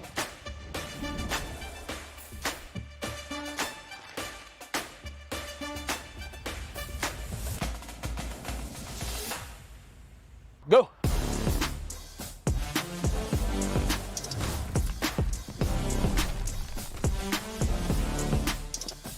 Salami, pepperoni, and ham, you gotta try Subway's Ultimate BMT. With Subway's Meal of the Day, get 7 of their most legendary subs, like the Ultimate BMT with chips and a drink for just $6.99. And if you're big hungry, make it a foot long for just $3 more. Now back to OT7.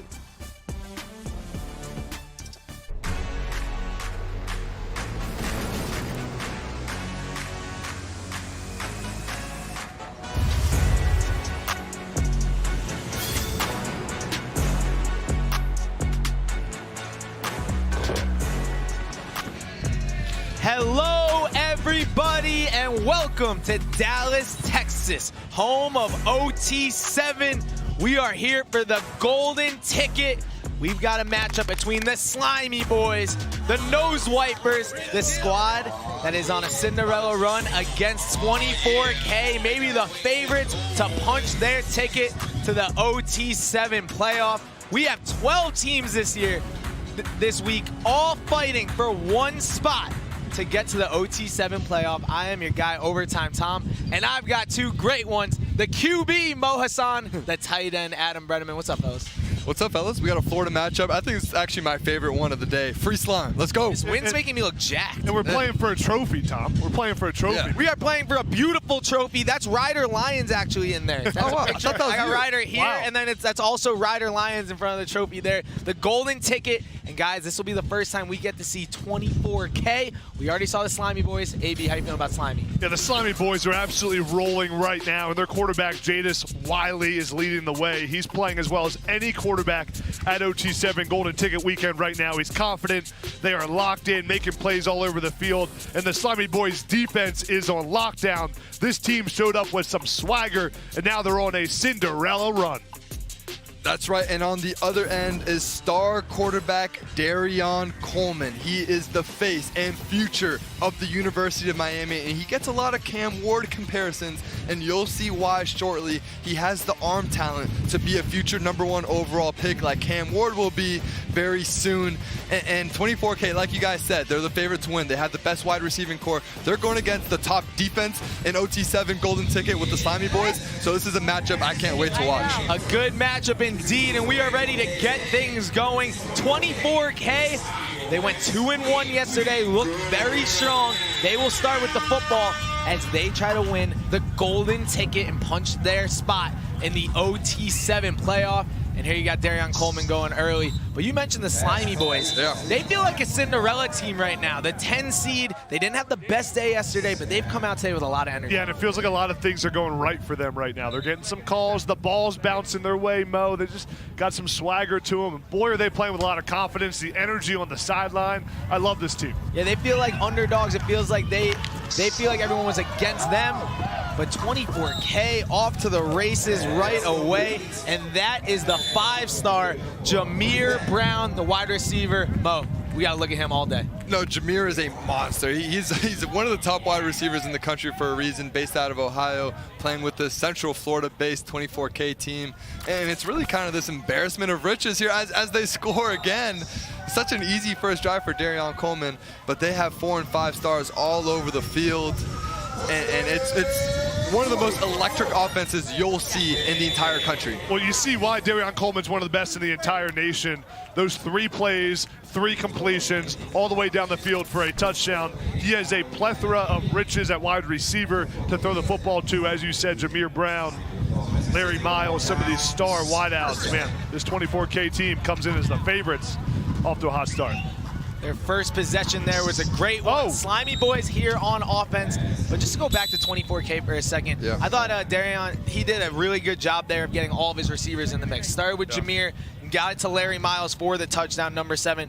We've talked about how many receivers they have. We compare this receiving core to the best of the best in OT7, a Raw Miami, a Trillion Boy. SFE. So we'll look to see if that offense can keep going. But meanwhile, Slimey Boyz here, with the rock. I love this team. They talk so much trash. Let us know in the chat after this touchdown from the Slimey Boyz. Give us some flips. Gymnastics is our sport. Yeah, Manny McKinney, he's got the star on his jersey for a reason because he is amazing. He always finds himself into the end zone, and he's running a corner route, but a little bit of backyard ball. Watch McKinney right here run an over route across the field, and the corner cannot get there in time. Watch him run across, gets right in front of the safety, and a really good throw there by Jadis Wiley. The touch of that throw, Mo, actually took him away from the corner. Big time throw. Yeah, Jadis Wiley. We're going to talk about Darion, and for a good reason. He's one of the top guys in the country. But what Jadis Wiley has done on the other end for Slimy is nothing short of impressive. He's playing at a high level. Really, he's in that upper echelon of OT7 quarterbacks, the way he's playing right now. Meanwhile, we just saw Darion Coleman complete another pass there for 24K. Mo, I feel like he just flicks his wrist and the ball like flies. Is that like natural? No, he does. Yeah. Like, is that just like you're born with that? I don't know. He is coached well. I just saw him working out actually with Cam Ward in Florida. Cam was giving him some pretty good pointers. Some guys just have it, you know. It just flicks off his wrist. He's got similar mechanics to Cam Ward too. Just the way he kind of moves, maneuvers in the pocket. The throwing motion's kind of similar. It's a little bit like a shortstop. I wouldn't be surprised if he grew up playing baseball. The two kind of just have very similar baseball attributes with regard to different arm angles, like we just saw right there. Oh, nearly 50. Got a lot of flags today, guys. I thought that was a pretty good pass break up there. That was McCray, the Slimey Boyz DB, but they're going to get him for pass interference, I believe. Mark on the play. Pass interference. Pass interference I don't is like the it. call there. I don't like it. Yeah, I feel like the defense has been getting a little bit of the short side of the stick today. Maybe not enough offense yesterday. Corrupt Commissioner Hunter was like... Super corrupt. Who was wearing Slimey Boyz gear yesterday. Was indeed doing that. And guys, another easy touchdown there for 24K. This offense is rolling. No, it seems like the Slimey Boyz defense, which has played that press man-to-man coverage to this point, here on the goal line, playing off a little bit. You can't give Jameer Brown 5 yards of separation on the goal line. Yeah, they've changed strategies here, which is interesting. They're known for playing so well man-to-man. I think when you're going against guys like Jameer Brown, Messiah Hampton, all these star wide receivers who can take the top off the defense, they've switched up, but maybe next drive I think they're going to go back to playing man. Yeah. Guys, shout out to everyone in the chat, locked in, Howie Wowie, Bobby Eats, Tony, Susie Moon. We appreciate you guys checking in. Let us know, where are you watching from? What state, what country, where are you at right now? Where is OT7 being watched at? We've gotten some people all over the world. Yeah, we had someone in Antarctica. Antarctica? I didn't know they had Wi-Fi there. No, they got Starlink. AB, I can see you in Antarctica. Yeah. I've never been there, but I feel like I belong there. Let me go check it out. You're a little polar bear? Yeah. Is it because I'm pale? Is that why? Yeah. And you're a big guy. You got polar bear vibes. I can see it. Yeah. Just a big polar bear. Yeah, that could be your nickname. We got another penalty. And since I don't want to hear what the penalty is, let's hear from Tess, who's down there on the field. Yeah, I'm down here with Darion. 2 quick touchdowns early in this game. What's working for you so far? All the quick stuff is working. You know, the wind blowing too hard, so we just got to go short. All right, you're playing the Slimey Boyz. I know they're another Florida team. Any worries about them at all? I mean, not really. We just got to execute all our plays we've been working on. All right, the guys in the booth I've been talking about, I know you were working out with Cam Ward recently. Any advice he gave you coming into OT7 or just in general? Everything out here really doesn't matter. You just got to show what you've been working on and put it all on the field. All right, any predictions? Anyone you're looking to face later on for the golden ticket?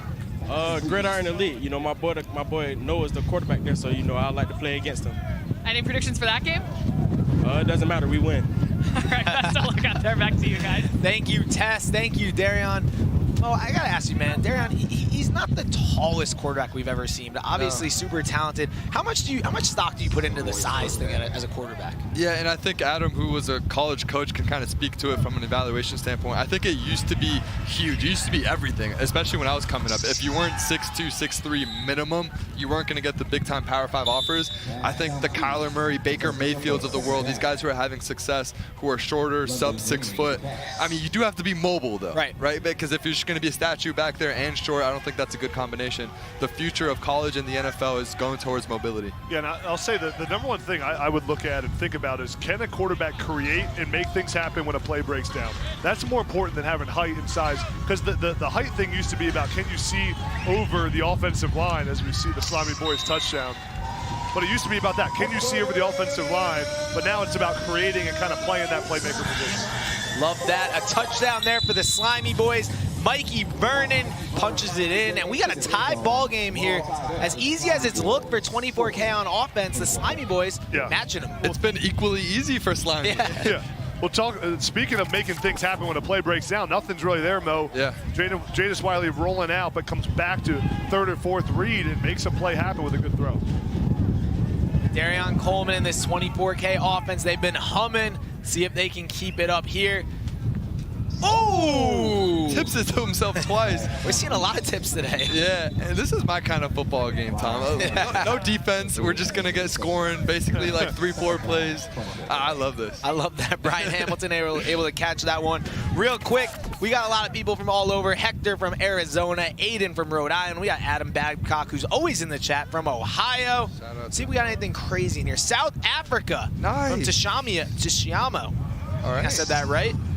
Thank you, guys. We appreciate you tuning in. Torrance Robertson from Italy. Ooh. Italy, very fun. Italy. Wow. Very fun. Wow. Good vibes there. Good vibes indeed. That's a Mo Hassan kind of place right there. Oh, yeah. I think you should go there for your birthday. No, I'm good, actually. You're not a big... Really? Yeah, that's a whole story. Okay. All right. Well, if this game gets boring, we can get after it. Wait. Darion Coleman in 24K looking to strike again. Tie ball game here. I'm a wanted man. I did see it looked the like there was a jersey grab. hold there, but nope. It might have been uncatchable. I don't know about that, Tom. Everything's catchable when you're out in front of it. No doubt. That's true. When you're a star wideout, now we got, what's second down coming up? Yeah, that sounds about right. First down, because of the penalty. No penalty. Was there a penalty there? Confused if there was a penalty. It should have been a penalty. Well, now it's first down, so I think we're calling it a penalty. I saw holding out there. I think the refs are losing their flags. What is going on? Yeah, what is happening? The wind. It's tough. Oh! Off the tip. That's Jameer Brown with another touchdown. He goes back to back. He's the #1 wide receiver in all of 2027. And just the concentration to come down with that. You're not going to get a luckier touchdown. No, you know what I love, Mo? A lot of times when receivers don't get the ball thrown to them, they stop playing. Yeah. Jameer Brown keeps playing there, runs to the football, and gets rewarded with a touchdown. Gets rewarded. Nothing like a gift, like a touchdown right in your lap. He's feeling generous. Good job. Look at this formation right here. All 4 receivers out punched wide. To get that one-on-one matchup. Ooh. Yeah, just overshoots him and really. I don't even know if he's into the wind. Didn't see many. Yeah, that was into the wind. Didn't see many incompletions for Jadis Wiley. And guys, this 24K offense, I don't know if they've had an incompletion. I don't think so. They've been unstoppable here. And look, they are definitely a team that wants to punch that ticket to get to the OT7 playoff, I should say, by winning the golden ticket today. Few games left. We'll have a championship later today, and one team will be crowned the golden ticket champ and get their shot at Low Pro, get their shot at the Trillion Boys out there in June.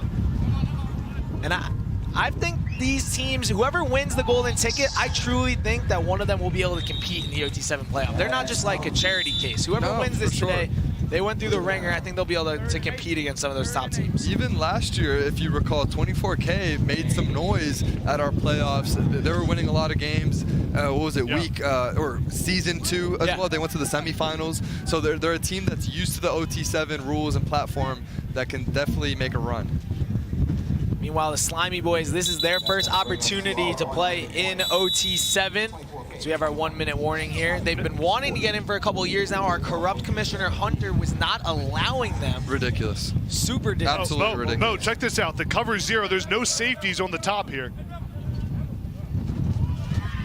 I'm able to get off the press over there. There it is. Oh, and they take advantage of the no safety look right there.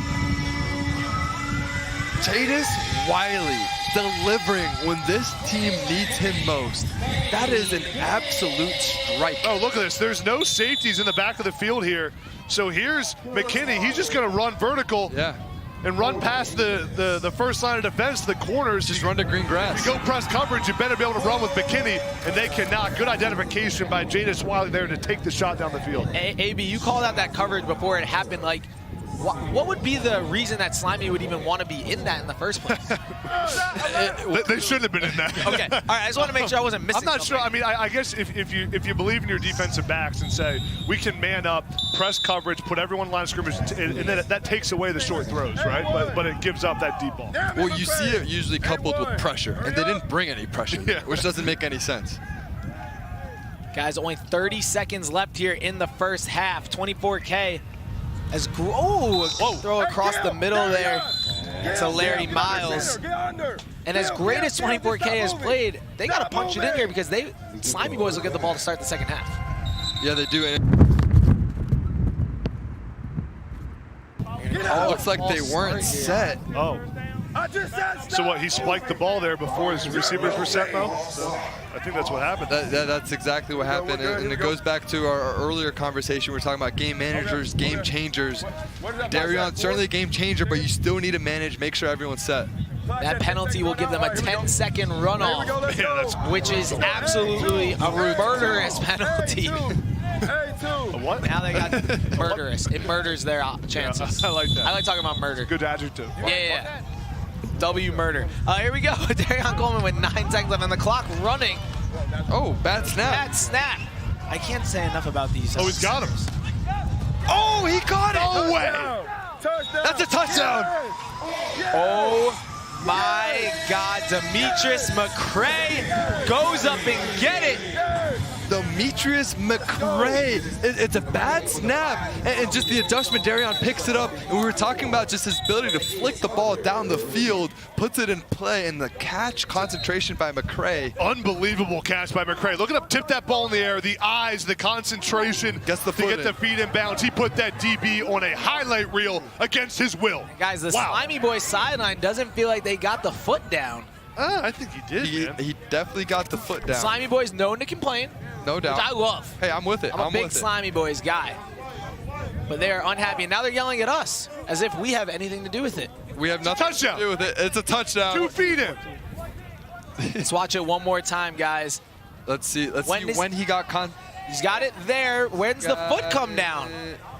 Yeah, he's got a full foot in. I mean... Now check the ball here. Does he control it the whole way, though? This is a good angle here. The refs are still signaling touchdown. It's a great shot by our camera crew. Shout out to the production crew in there. But it looks like the ball does bobble a little bit, but I think he's got... Guys, that's going to be a touchdown for 24K. They lead 28-21. And Slimey Boyz will get the ball here to start the second half. A very exciting first half. Is one of the more exciting ones we've seen, guys. Zero defense. Zero defense. You gotta love it. 49 points in the first half. Let us know in the chat, touchdown or no touchdown. Do you agree with the refs? I hate to agree with the refs, but I do agree. Yeah, it was. I mean, great catch.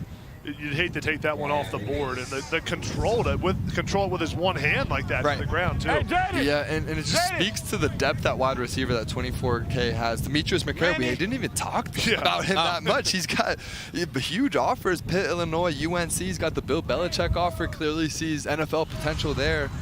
And it's a team that's fully stacked, ready to take this next step and potentially make a bid their spot here for the playoffs in Miami.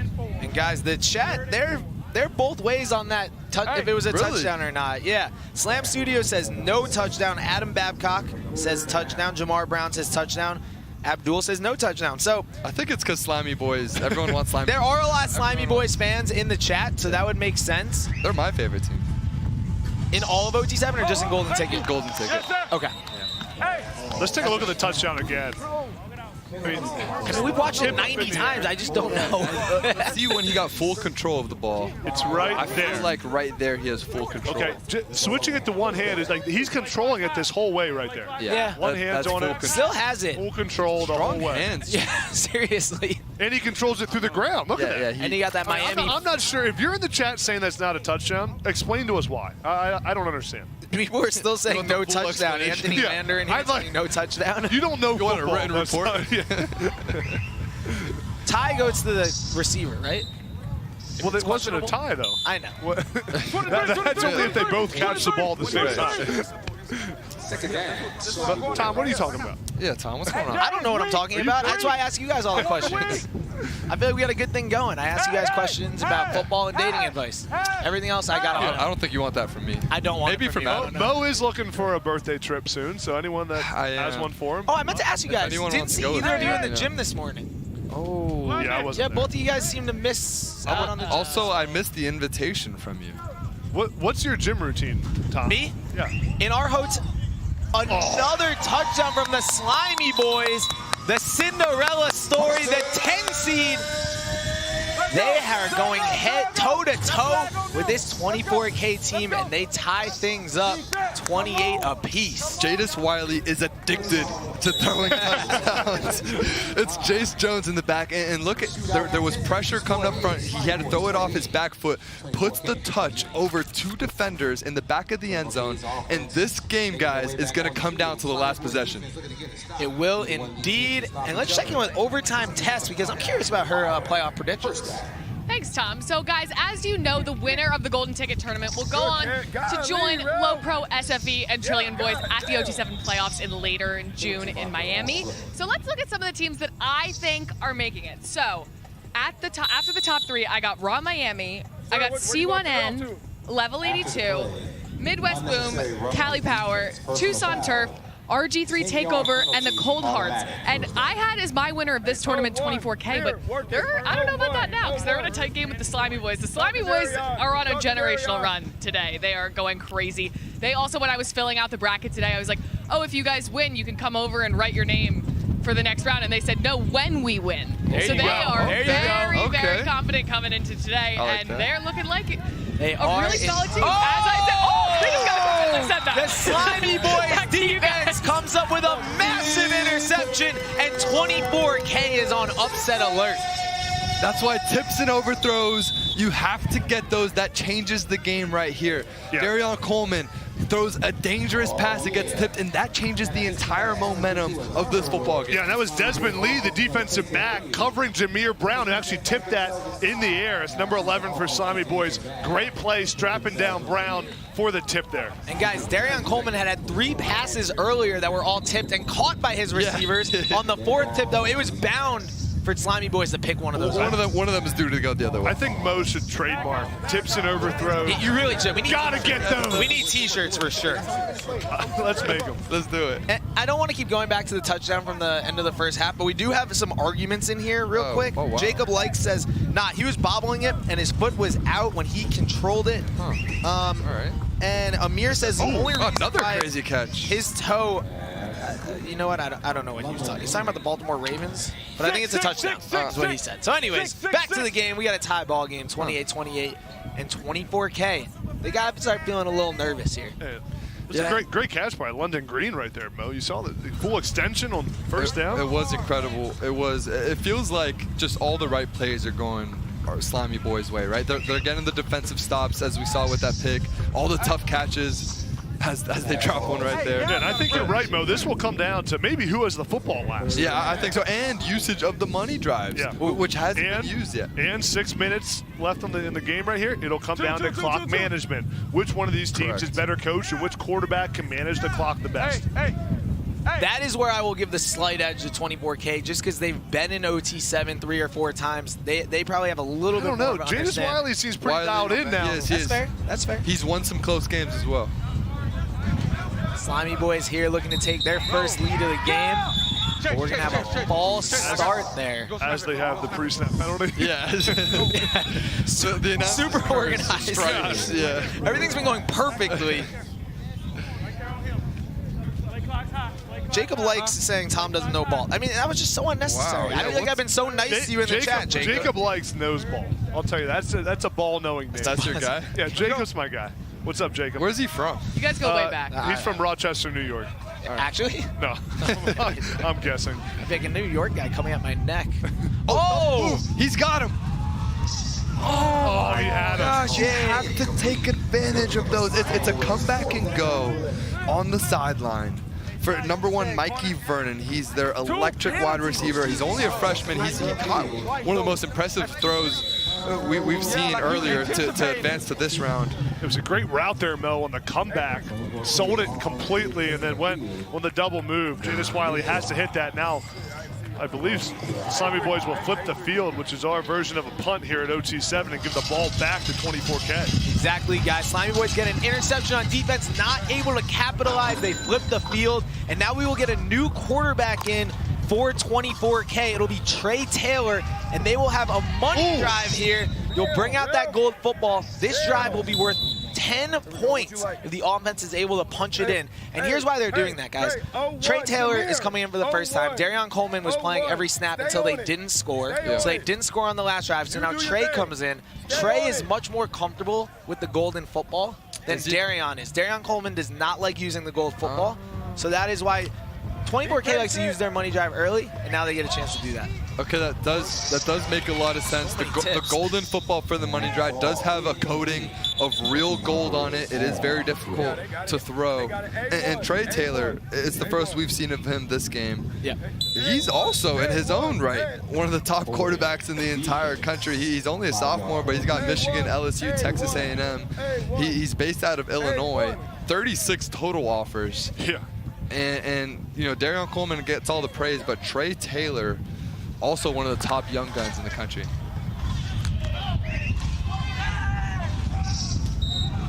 Good first couple throws there for Trey Taylor off the bench. Cold in the second half. Couple completions now on the goal line. Not an easy job, especially with the stakes attached to this drive. You haven't thrown a football in maybe 30 minutes. There's 3 minutes left in this game. You have to convert on the money drive here. This is worth 10 points. What Trey Taylor is doing so far is really impressive. Oh, right through his hands. That one's gotta hurt. Yeah, Messiah Hampton just in the back of the end zone. It's a little bit high, but we got to come down with that. It's a little bit of an errant throw, Mo. I thought didn't need to. I guess that's a drop. That's a drop. I take that back. You got to catch this if you're Messiah Hampton, one of the best receivers in the country. His arms aren't even fully extended, so you just misjudged the football there. Yeah, he's from New York. We're not used to this heat. No doubt. I'm gonna blame the weather on that one. Now we have third down here for Trey Taylor in the 24K off. Got him. And they punch it in. The money drive touchdown. 24K takes a 10-point lead. Yeah, Larry Miles, the 4-star junior wide receiver, so good in that short area, just basically backyard football, right? Yeah. So you got Trey Taylor moving. Watch Larry Miles right here. He's going to come up here and just keep working back here to the quarterback. Nothing's really there. But like you said, backyard football, so he goes to the right, nothing's there, comes back to the quarterback, being quarterback friendly there for Trey Taylor. Guys, a huge touchdown there for 24K, capitalizing on their money drive. And now Slimey Boyz will return the favor. They will also have their money drive, needing to score here to tie things up with just about 2 minutes left in the second half. Yeah, feels like a must-score here opportunity for Slimey. Let's go. Oh, there he goes. He is so fast and quick. And a great start to the drive. The story of Golden Ticket has been small receivers. These guys are unbelievable. Mikel Solomon with that one, just outrunning everyone. Yeah, these smaller, shifty receivers have really taken this weekend by storm. Solomon, he's got an early offer to Florida A&M. He's known for his speed. And if you're quarterback, Jadis Wiley, that's a cheat code, right? Like, you throw the ball 5 yards and a receiver takes it 30. That's what you want. Yeah, I think that's McKinney, not Sullivan. We got a star and an X. Okay, no! You're right. We got two guys. He's wearing a star. Oh, that's a good catch. That's a good catch. We do love Mikel, but Manny McKinney, great job, man. Your star and your X, very similar. You can't have a star and an X. Yeah. We need an asterisk. We need everything. Can we make a rule next year where you have to have an actual number? No fun, AB. I like what's next? No celebration? And guys, we got a lot of people in the chat. Thank you. Make sure you like the stream. For anyone just tuning in, we are at our 1 minute warning here between the Slimey Boyz and 24K. The loser will be eliminated from OT7. The winner gets one step closer to the golden ticket finals. One team will advance. Whoever wins the golden ticket will advance to the OT7 playoff. Can Slimey Boyz complete their Cinderella run, their Cinderella game? And they are gonna take the sack there. Clock will continue to run. 3rd and goal here for Slimey Boyz. Yeah, I think it doesn't make a huge difference. Either way, this is probably your last possession. Right. Now, Mo, right here, 3rd down and what, on the 15-yard line? Gotta have it. I mean, time's ticking here. Yeah. Are you thinking get half the distance here? Or are you trying to get in the end zone on 2 plays? Unless you get a matchup you absolutely love pre-snap, I think you go half the distance. Yeah, I think you want to get here to like the 10 to 5-yard line, and then take one best play to the end zone. But now, you can't spike it. No. It's 4th down. Not spike it. It'll all come down to this. 4th and goal. Can the Slimey Boyz tie things up with a golden? No, he didn't. There's no way. Wait, but we have an illegal procedure penalty on. I think it was a false That would be a loss of downs. I think it was a false start. That'd be a loss of downs. I cannot believe they just spiked it on 4th down. There's no way. The refs are meeting in the middle. There's no way he just did that. Jadis Wiley, who's played so well up to this point. We were just talking about how he manages the game well. Guys, it's a false start and a 10-second runoff.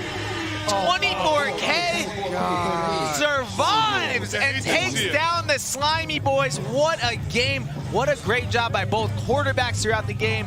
But in the end, Slimey Boyz with a costly mistake. I can't believe it, guys. Their Cinderella run ends there.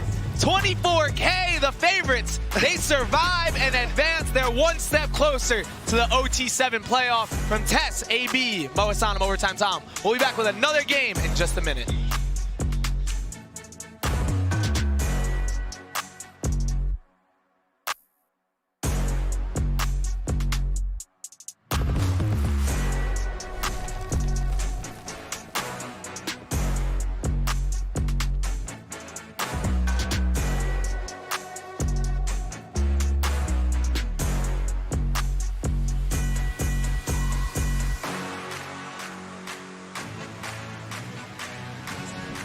The generational run for the Slimey Boyz ends in a generational cell. Oh, man. 24K holds on to that one. Kieran, what do you think about that? I didn't believe in slime, then I started believing in slime. Slime was free, but they need to be locked back up after that. A spike on 4th down. Oh, brother. They took him to the wire. They were going tit for tat with 24K, the favorites. We need to look at some of these highlights because, I mean, we saw Darion Coleman come out firing early. Jameer Brown, 2 touchdowns in the first half. He looked fantastic. I mean, he's unbelievable. This wide receiving core for 24K is as advertised. There's a reason why they're one of the top 2 seeds.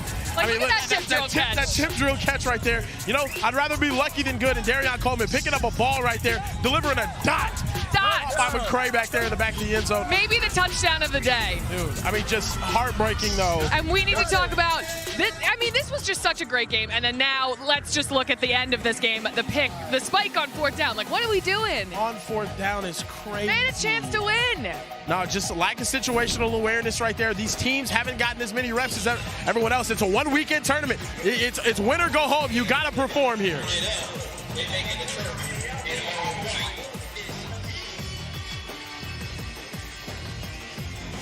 But now let's take a look at the bracket. We got to check out the matchups going on the rest of the day. So with that win, 24K will take on Kieran's team, Texas Threat. And then we have Gridiron Elite taking on the winner of DTX and Heat, which is about to go down next. Speaking of all these football games going on today, just a reminder that you can win a $50,000 college scholarship just for streaming Sunday's OT7 games for free on Victory Plus. All you have to do is stream a full game to be automatically entered. The more you stream, the more entries you get. So you can stream other live games and content on Victory Plus and get more entries to win prizes. Learn more about all the prize opportunities at victoryplus.com/victoryvault. All right, guys, we got a great matchup coming up. DTX Heat, let us know you got in the chat. DTX.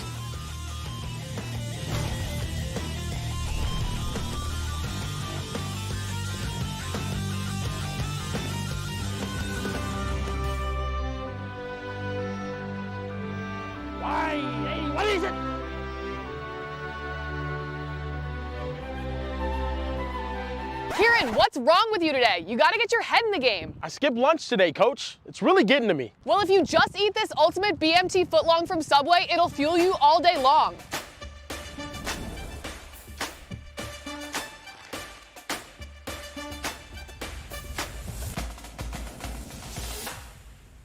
Go.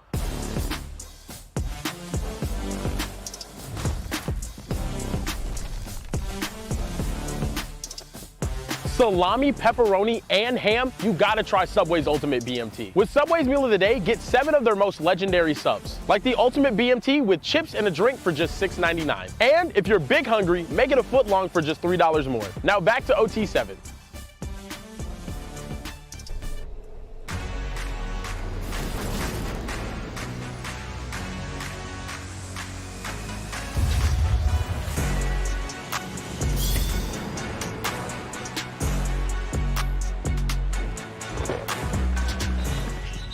Golden gloves, golden goose, golden girls. It's the golden ticket here at Dallas, Texas. We are about to see DEFCON Texas. Keyshawn Henderson and Jermaine Bishop face off against the Heat with a new quarterback. Peyton Houston is in the building. Both teams vying for one spot in the OT7 playoff. We've had what an insane day here already, and it's just about to get a little bit crazier, guys. Check out the golden ticket bracket. We almost have our quarterfinals set. Right now, you're about to see DEFCON Texas versus the Heat, the 5 seed versus the 4 seed. The winner of this game will face off against Gridiron Elite, the undefeated squad so far. Only one of these teams will advance to the OT7 playoff. I'm overtime, Tom. I got my guys, Mo Hassan, Adam Brenman. He always gets he's quicker with the pounding. Yeah, he is, yeah. I like to show some love to my boys. All right. I'm not holding back. I love you. I love you. I'm more of a hug guy. You know who else I love? Keyshawn Henderson, the quarterback. Keyshawn Henderson is my favorite player in all of OT7 because he's the greatest two-way player in all of high school football. He's a Swiss Army knife, as you can see. He was playing safety yesterday. He's playing quarterback. He's also ranked the #1 dual threat quarterback in the country. He can spin the ball all over the field. My pro comparison is RG3 because he's athletic, he has great deep ball accuracy, and he has the it factor. This guy wins. He has a great personality. He's got the raccoon hat. What don't you love from Keyshawn? Okay, man. Well, Peyton Houston pulled up for trophy Sunday with Heat and gave them exactly what they needed. He's got a big arm, calm presence, and Luke Essere also is a great quarterback for this Heat team. They got the 1-2 punch, given the best from Mississippi, and I think they got a chance to go on a run in this thing. I agree. A lot of great teams, a lot of great players. Only one squad can win the golden ticket. And guys, we will see Mississippi Heat start with the rock. And yes, Peyton Houston is here, a star quarterback. But we see Luke Essere get the start, which I'm a little surprised about. You know, the Heat had a solid day yesterday, so they're maybe riding with the hot hand. I'm clearly surprised. No, look, that was on me. I was surprised as well. I would have assumed Peyton Houston started. Well, they got two good quarterbacks. They do. It's a good 2 quarterback system, similar to what we saw from 24K previously with Darion Coleman and Trey Taylor. These 2 are elite as well. We saw Luke earlier play for RWE, threw for 3 touchdowns for them earlier. They had to change their quarterback. Now he's playing for Heat, and now they're vying for that spot in the golden ticket to go to Miami for the playoffs. Guys, the Heat are off to a hot start. Let us know in the chat, who do you guys have winning the Heat or DTX? There's Peyton Houston, was not here yesterday, played last weekend with Team Flow, now joining the SIP, joining the Heat, and we'll see if he gets some time at some point. Definitely a big-time player who threw for 800 yards in one high school game this past season. How did you do that? 100 Mo didn't throw 300 yards in his career. Never. I'm just kidding. There's still some tension, Tom. Yeah, I know. We started out strong, but it sounds like we're back to a little bit of battle. Yeah, we're back. As we get completion across the middle there. Guys, who do you have, Heat or DTX here? I'm going with DTX, right? I think the combination of Keyshawn Henderson playing both quarterback and safety, and Jermaine Bishop Jr., who to me is the MVP of this weekend. He is Travis Hunter. He can't be covered on offense, and he is locked down on defense. Yeah, I agree with you, Mel. I'm going DTX. I think Jermaine Bishop is the most impactful player that we've seen here this weekend at OT7. A lot of people are agreeing with you. GG Master says DTX gonna serve some BTA. Ooh, Howie Wowie says let's go DTX. Ooh, nice. Holden Bennett is rocking with the Heat, as is Classroom to Cleats. All right, I am rocking with DTX. Yeah. You guys have mentioned Jermaine Bishop a few times. He's out there with his Batman cape on. Yesterday the cape came off. Serving justice. At one point, but he's back with the cape today. But the Heat have had a strong drive here to start the game. Yeah, so far they're throwing away from Jermaine Bishop. I think right here, test him. I want to see them test Jermaine Bishop right Why? here. You want to throw an interception, maybe? Is that what you want to do? I want to see it happen. Come on, Luke Essery. See, that's why he doesn't play quarterback. That's why he doesn't play quarterback. I could never. Third down here for the Heat, trying to punch one in. We see them for the first time here on day 2 of the Golden Ticket. And they get close, but this is going to bring up a 4th down, fellas, for the Heat. Yeah, already a really good job by quarterback Luke Essery distributing the football to his different wide receivers. We saw Gavin Howard get involved, Jaden Creation, the 4-star. He's got LSU, Ole Miss, Mississippi State. Trenton Yancey, another guy from Duncanville. He's the number 2 wide receiver in his class. Oh, he's short. Guys, it was short, but there will be a holding on the defense. So we'll move out forward about 1 inch and replay that down. Nice. Every inch matters, Tom. That was a 4th down stop if they would have had the penalty. It's true. Yeah, I mean, it's a game of inches, man. It's a good point from Mo Hassan. Hang on. Get your rulers out as we have 4th down here for the Heat. See if they can punch one in and take an early lead here on DTX. No Keyshawn Henderson in defense right now.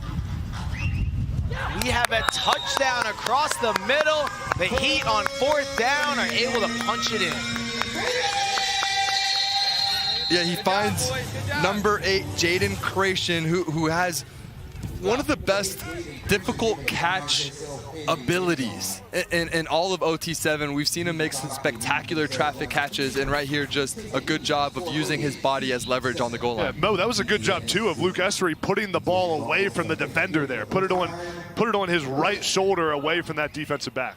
Ooh! Can I ask you a question about Jaden Creation, AB? Big guy, 6'3", 185, 190. Yeah. At what point do we move a big receiver to be like, hey, put on 30 pounds, become a tight end? Yeah, I think it depends on the speed. I mean, at 190, I don't think you're really that close. Right. We're talking more when you're like 220. Okay. He's got him. Oh! Davis McCray on the sideline, and a strike from quarterback Keyshawn Henderson. It's watch him on the sideline. It's a double move. Gets the cornerback to bite off with a pump fake, and the accuracy from Keyshawn. Beautiful throw by Keyshawn, and now DTX is playing fast. Oh, Jermaine Bishop Jr. does it all. Needs to be. Man, I love that offensive possession right there. You get the big shot play down the field, then Keyshawn Henderson gets his players lined up to catch the defense off guard. Then a strike into the end zone. This thing got tipped, I believe. Yeah, by his own guy. Yeah, it gets tipped up, and just the concentration to come down with it off of the tip. Jermaine Bishop is just always around the ball, whether it be offense, defense. We saw him yesterday catch 2 touchdowns and 2 interceptions in the same football game. Shout out to Batman, making a strong case for Player of the Week, and honestly, yeah, League MVP. Honestly, if he had a larger sample size, you could make a real argument for League MVP. Tom, we used to, when I was coaching, grade a player based on their ball instincts. So, like, how often are they just around the football making plays? And Jermaine Bishop's probably a 10 out of 10 in that regard. Just always finds a way to get near the ball. He feels like that. So does Keyshawn Henderson, who's with Tess right now. Yeah, I mean, Jermaine has played so well this tournament. How does that make your life easier as a quarterback? Just him being there, somebody I can rely on. I rely on a lot of guys on this team, so for everybody to be able to do their job and just stay true to who they are and just stay into the scheme that we got makes my job way easier than what it is. He's a hard guy to get a hold of for an in-game interview because he plays both sides of the ball, obviously. So I'm going to take his interview for him. So basically what he wanted to say was, I'm a little tired, but I'm still doing my job. So at the end of the day, I'm Batman, so I'm serving justice. All right, wait, hang on 1 sec. I did see him locked in earlier with wired headphones listening to some young boy. I think you had some thoughts on that one? Too much wires, bro. He doing all of this hoorah and jumping around and stuff like that, but he got wires hanging through his whole chest and stuff like that, so I told him to get him off. Uh-oh. Back to you guys. And it looks like they wanted to throw Keyshawn in there on defense. Tess, thank you. Keyshawn did a great Jermaine Bishop impersonation, I thought. Yeah, it was very similar. Oh! And the Heat strike again. That's a Braylon Jenkins, the running back. And the Heat, they're rolling with Luke Essery. Yeah, watch Jenkins here. I think he's right here. Come all the way across the formation, just on the in route. It's a really nice job, just pushing vertical up there and then finding the open grass, open turf. Good throw there by Luke Essery for the touchdown. Mo, what do you think of that concept? Do you like it? Yeah, it's just you're going across. It's an over route, and you're running away from man coverage. So I think it makes a lot of sense, especially when you have the speed that Heat has. Let's utilize that with our scheme, and that's exactly what they did. And guys, now this DTX offense back to work. Keyshawn Henderson, who, look, has gotten a lot of critiques about his throwing and him being a quarterback. Last year we saw him as a receiver. Tom, I'll tell you what. I saw Keyshawn a couple weeks ago here. Keyshawn looks like a much better quarterback just in that short amount of time. The accuracy, the arm strength, the poise back there at quarterback. He looks like a big-time quarterback like he is right now. And I think one of you guys mentioned it yesterday. He seems a little bit, he's taken shorter throws this weekend than he has in the past. Yeah, I think he likes to take these shots down the field, and for a good reason, because I think that's one of the strengths to his game. You saw that even in the Navy All-American game, which he won MVP of as an underclassman. I believe he was one of the very first guys to ever even be invited to that game as such a young guy. I believe he was the youngest guy actually in attendance, and that's where he thrived with the deep ball accuracy. But here in 7-on-7, these defenses will play to those strengths, right? So if everyone's playing back, Keyshawn needs to understand that and take what the defense is giving him, and he's done that so far this game. It's why they've advanced so far, and it's really why I think they're going to win this game and make a run at the championship. I think they got a run in them as well. And guys, obviously for all the quarterbacks, I think 7-on-7 is important. But for someone like Keyshawn, who in a real football game could use his legs a little bit more, do you think he's probably getting more out of this than maybe some of the other guys? Yeah, it forces him to process things like a real pocket passer. You know, he can't just take off and run when things aren't there, as we see him complete a pass to Jermaine Bishop. I think he got in. He had no interest in stopping Jermaine Bishop. Keyshawn Henderson does a backflip. Jermaine Bishop hits the subway throne. This might be the best duo in OT7. Oh, another touchdown for best DTX. duo. There we go. OTs. Okay, Tom. I like it, especially if Jermaine's going to play like that. If I can throw. Why did they down him? I don't know. The cape scared him away. Yeah. It created separation there from them. AB, we have Payne Houston in here at quarterback now. Heat were able to score on their first two drives with Luke Essery, but they throw in Payne Houston here, and we have 9,000 flags come out, which is great. Yeah, I think everyone decided to throw their flags out. But AB, you put out a list earlier this week of your QB receiver combos. A good list. I thought it was great. Very solid. Yeah. Solid, not great. Keyshawn and Jermaine maybe make a run here. Yeah, I may need to do an updated list because what we're seeing right now from these two is special. They're not on the board right now. I'll be honest. They were not on the board, and I'll say this: it was a tough decision. I got a lot of slander in the comments. I had Josh Stupin, Trillion Boys head coach, in my DMs. Yeah. A lot of people chirping me for it. Rightly so. But it's tough. There's so many good playmakers here at OT7 that it's tough to put a top duos list together. I agree. Payne Houston and the Heat looking to score again, getting a little bit closer. We have a question in the chat here from Duffy Prods. How many teams from the Golden Ticket make the playoffs? Only one. So we have 12 teams here this weekend. The winner of the Golden Ticket will advance to the OT7 playoff. None of these teams were in the OT7 regular season. So we have a Golden Ticket opportunity for them to advance as we see if the Heat can punch it in. Ooh. They do a rifle from Payne Houston. The Jaden Krashian again, the big body. They love to target him in the red zone because of his size. Anytime there's traffic, guys around, he seems to make a play on the ball. And how about Payne Houston? Just coming in cold, delivering. I believe he went 100% completion percentage on that drive. And he's showing why a lot of people think he's the top quarterback in 2027. No doubt. He's got big arm. He's a dual threat athlete and can deliver the football in tight windows. A rare drop there from Jermaine Bishop as DTX with under a minute left in this first half looking to keep pace with the Heat. Yeah, especially Heat's going to get this ball to start off the second half. So this drive, getting points on the board is going to be No, huge. DTX will, I believe. Because we got confused by seeing Luke yesterday. Oh, that's right. That's right. Okay. It'll be That's DTX that right. will. Keyshawn, good throw there across the middle. Start, flex left. 9-0. Seam, DJ. Clock's ticking here. We'll see how Keyshawn. I love seeing quarterbacks in these situations, Mo. How do they handle the clock? Can they get their guys lined up? Can they lead this offense? Ooh. They're moving now, right here, got to roll here. And yeah, it looks like they do have a sense of urgency. I like Keyshawn taking control of this offense. Oh, good Finds throw. this guy. Great ball. Wow. Keyshawn Henderson. DTX scores again. Back on defense now. He really does it all. But just a textbook drive here. Clock management, putting on a show. Keyshawn Henderson. All the chatter. Is he a quarterback? Is he a receiver, safety? If he keeps playing like this, he can play whatever he wants. Yeah, this guy's a quarterback, man. That's a great throw. Low on the back shoulder, That's where exactly only his where receiver can catch it. Low and Good. away. And he saw it right away. I like how quick he made that decision. DeAndre Frazier with the touchdown. Now he's got Peyton him. Houston will take a shot. Keyshawn Henderson is back there, and he knocks it down with just 10 seconds left. A consecutive touchdown pass and interception would have been be epic. pretty legendary. Yeah. Now, guys, Keyshawn Henderson, the #1 dual threat quarterback in the nation, also probably one of the best safeties in the nation if he really wants to be. He's the Just best an at athlete. everything. Just Really, an athlete. he's just if you're talking just pure athleticism, I've got him #1.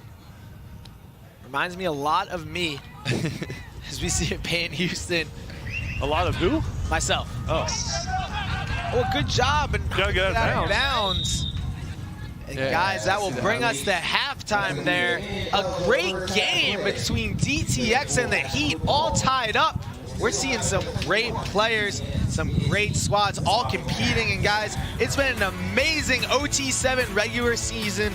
Join us in crowning our Season 4 champions starting June 27th in Miami. Keep up by subscribing to Overtime Season on YouTube. Follow OT7 on Instagram and TikTok.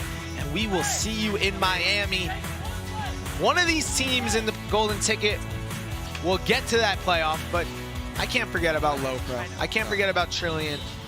Speaking of Trillion, AB, you're the only one really going out on a limb here saying that they might be able to take down Low Pro in the OT7 playoff. Yeah, I love what I've seen from Slimey Boyz. The way Ryan Rakowski's playing, you got Madden Williams, so many playmakers, and that defense has been on lockdown. Yes, they slipped up a couple games. They had a bad showing on NFL Network. I believe. Oh, yeah. I believe that was against Coastline.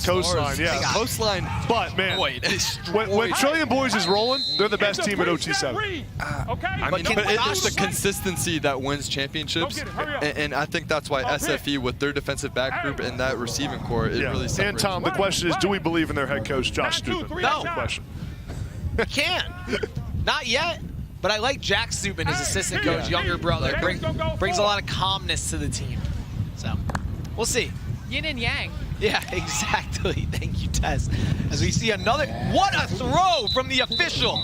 Just threw the flag 23 yards in the air, guys. I think he practices. They've gotten a lot of practice this weekend, I'll tell you that. You talk about arm talent. You talk about arm talent. Just watch the throw right here coming up. And this guy is an absolute athlete. Keyshawn or the ref? Well, I guess this one's Keyshawn, but the ref with a better throw, honestly. An unbelievable job by our officials who have the arm talent of Patrick Mahomes. Wow. Oh. Gotta get those. Keyshawn's arm strength, I mean, it's hard to even He's come zipping down. that ball, isn't it? At some point, you got to have some touch from your receivers. I mean, help your receivers out a little bit. It ain't easy catching a ball. Did you ever have that, any issues with a quarterback who it feels like an underneath throw, just throwing it too hard? Yeah, a couple times. I mean, I didn't have much trouble catching the ball. But I would tell my quarterbacks, like, oh, it's a 5-yard under route. Like, let's not rifle it in there. Give me a chance to make a play. And guys, a clutch 4th down conversion there from Keyshawn Henderson. And I was kind of nervous there on 4th and 10. I didn't know if they were going to get it. I wasn't, because I trust Keyshawn. Fair enough, fair enough. All tied up here, guys. It's Keyshawn Henderson and this DTX squad try to punch in another one. They were my pick, by the way, to win the golden ticket before this all started. I think we're going to get a Really? DTX? Yeah. Ooh. Just out of his reach there. And a reminder, guys, this is win or go home. The losing team in this matchup will be eliminated from OT7. The winner gets one step closer to hopefully claiming that golden ticket, getting an automatic spot in the OT7 playoff. Shout out to everyone in the chat. Jacoby2Bouncy1 just commented, Tom is too tough. Oh, me? Cool. Wow. That was nice. Is that a compliment? Yeah, he said I'm tough. In a good way, tough. CJ Productions, shout out to you, man. I hope you're doing well. Monty's son, you're my guy. And that was probably the worst throw that I've seen ever. I'm not sure. Did that slip out of his hand? I believe it did. I think that there's a really late flag on the field. Sideline warning. Sideline warning there. Yeah, coach is about. Coach is on, yeah. 20 yards from where he's supposed to be. I love the. And he's pointing at me. What? Me? How dare you? Hey, start 8271. You need to give him another flag. Scoot in, David. Scoot in. Give him a technical. Tee him up. Hey guys, that's DTX's squad getting the sideline. And all of a sudden, a massive fourth down here inside the 10-yard line. Find Batman. Or find him. He came down with it. There you go. Keyshawn Henderson finds Davis McCray, and DTX on fourth down punches it in. What a catch by Davis McCray. Goes up and grabs the rebound like it's game 7, Mo. Look at that. Get the foot inbounds. That's a catch. Is it? What's his vertical? Yeah, right foot's inbounds. He definitely got a foot in, but just the ability to get up. But was he out before? No. The ref would have thrown his hat down if he was out. Fair enough. Fair enough. Who are we rooting for, Tom? Come on. What are you doing? What's going on? That's about as clear as a cat. Tom is an op. Get rid of Tom. And a great job there from DTX. We're watching it here. I thought this one almost got out of reach when it came out of That is Keyshawn's full hands, extension right there. That looks like a high 30 or 40-inch vert. 44. I measured it. Oh, nice. James Davis says Tom is the best OT7 player ever. Oh, I would like to see you play, Tom. Me and Micah. Why is everyone gassing you up? I'm only reading the good things. Yeah, I'm only reading the good ones. Yeah. There's I think he actually made that one up. Tons of negative ones. He's just reading stuff. Tons of Tom bad is the ones. best broadcaster ever. Even 30 says, who won, Slimey Boyz or 24K?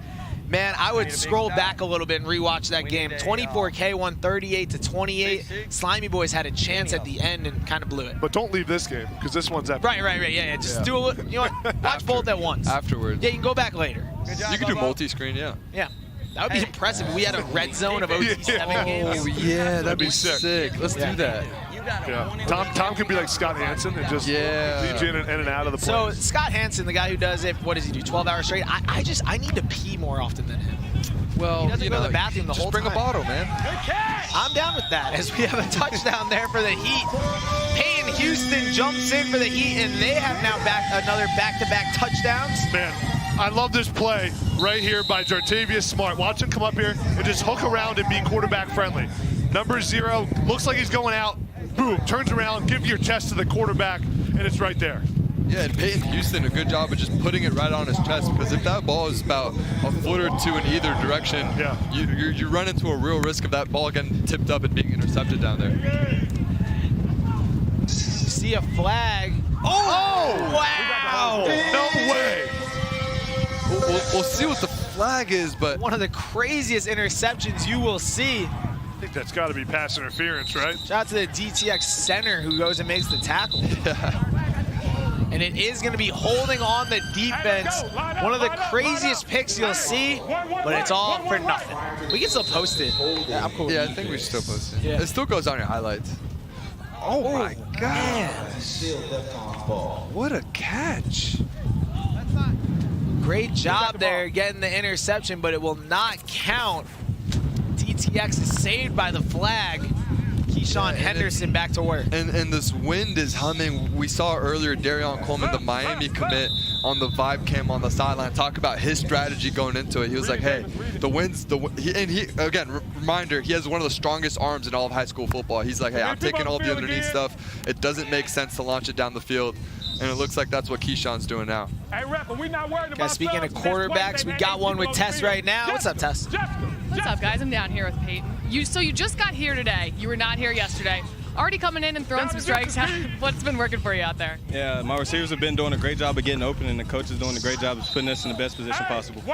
Is there any team here today that you're really looking forward to facing throughout the rest of this tournament? Honestly, all these teams here are good, so just playing them all is what we're going to come out here to do. OT7 is meant to be fun, so let's have some fun. Well, you were here with Flo week 4, and then you were part of the one-time transfer rule. Which team do you like playing for better? I'm going to say I like playing with both of them. Just Louisiana guys, have fun with those guys, and then coming out here having a chance to... Media trained answer. Last question. It was really cold here week 4. Pretty windy here today. Any preference on the weather? The cold had a little bit of effect to it, but with the wind and the heat, it's a little bit easier to throw the ball. All right, good to know. Best of luck out there. Back to you guys. Thank you, Tess. Peyton, Houston. And look at those trees. Wind, it's not easy to throw in this. 2 guys with strong arms. Peyton Houston really kind of reminds me of a DJ Lagway kind of guy. Ooh. Physically kind of built like him. Both 6'1", 6'2", sturdy, strong arms. This game been awesome, back and forth. And now we've got a goal line stand here with a tie ball game. Can Keyshawn Henderson, the 5-star, get it done? I think you look at Davis McCray, number 10. We saw him have the big catch on the last drive. Let's see if they can get it to him right here. I'll try to. Did try indeed. This will bring up 3rd down here for DTX. Only 3 minutes left, but it feels like there's a lot of game left. Neither team has used their money drive. We're all tied up. Surprisingly. Yeah, there's a lot more to happen in this game. Yeah.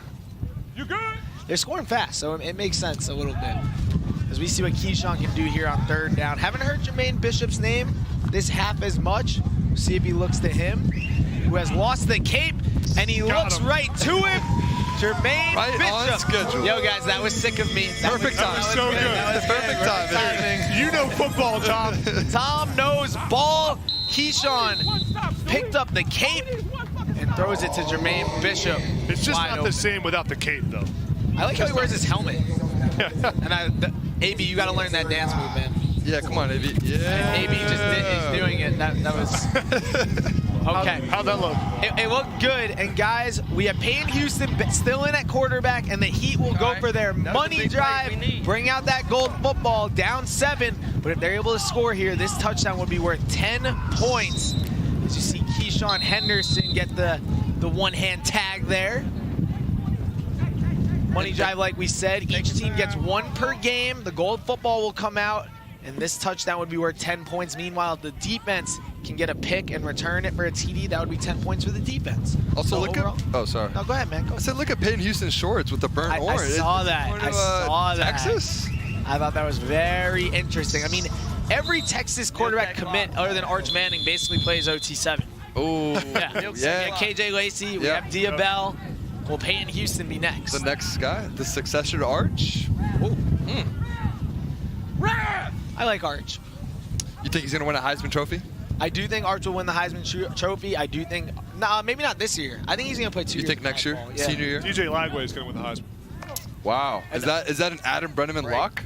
I wouldn't. I'm not ready to call it. I'm not ready for that. Another OT7 alumni, played for Fast Houston a couple years ago here at OT7. Basically, if you're a top quarterback and you want to be in the Heisman discussion, you should play at OT7. Even if you're not a quarterback, Travis Hunter playing for C1N. Exactly. That's a good point. Now his younger brother, Travis Hunter, plays for C1N. We'll see them at the OT7 playoff, I think. Ooh, not a lock yet. News? I did not. All right. Only 3 teams have clinched automatic bids so far, but I think C1N's resume is as strong I as think any. so. I think they're a top 7 to 8 team. Yeah, with RWE. And now we have 3rd and goal here. Yeah, third and goal. A touchdown here gives Heat the lead on the money drive to play in the semifinals. I mean, the moment is big. How does Peyton Houston respond right here? And you really want to use as much clock as possible so that Keyshawn on the other end doesn't get much of an opportunity. You got 2 plays left. Oh, it's going to come down to 4th down. Wow. 4th down here, season on the line. Everything. Where else would you rather be? The clock is running. Can DTX get a stop? Or will Peyton Houston and the Heat punch one in? And watch Jaden Creation, number 8. He's their star wide receiver down here. They like to use him.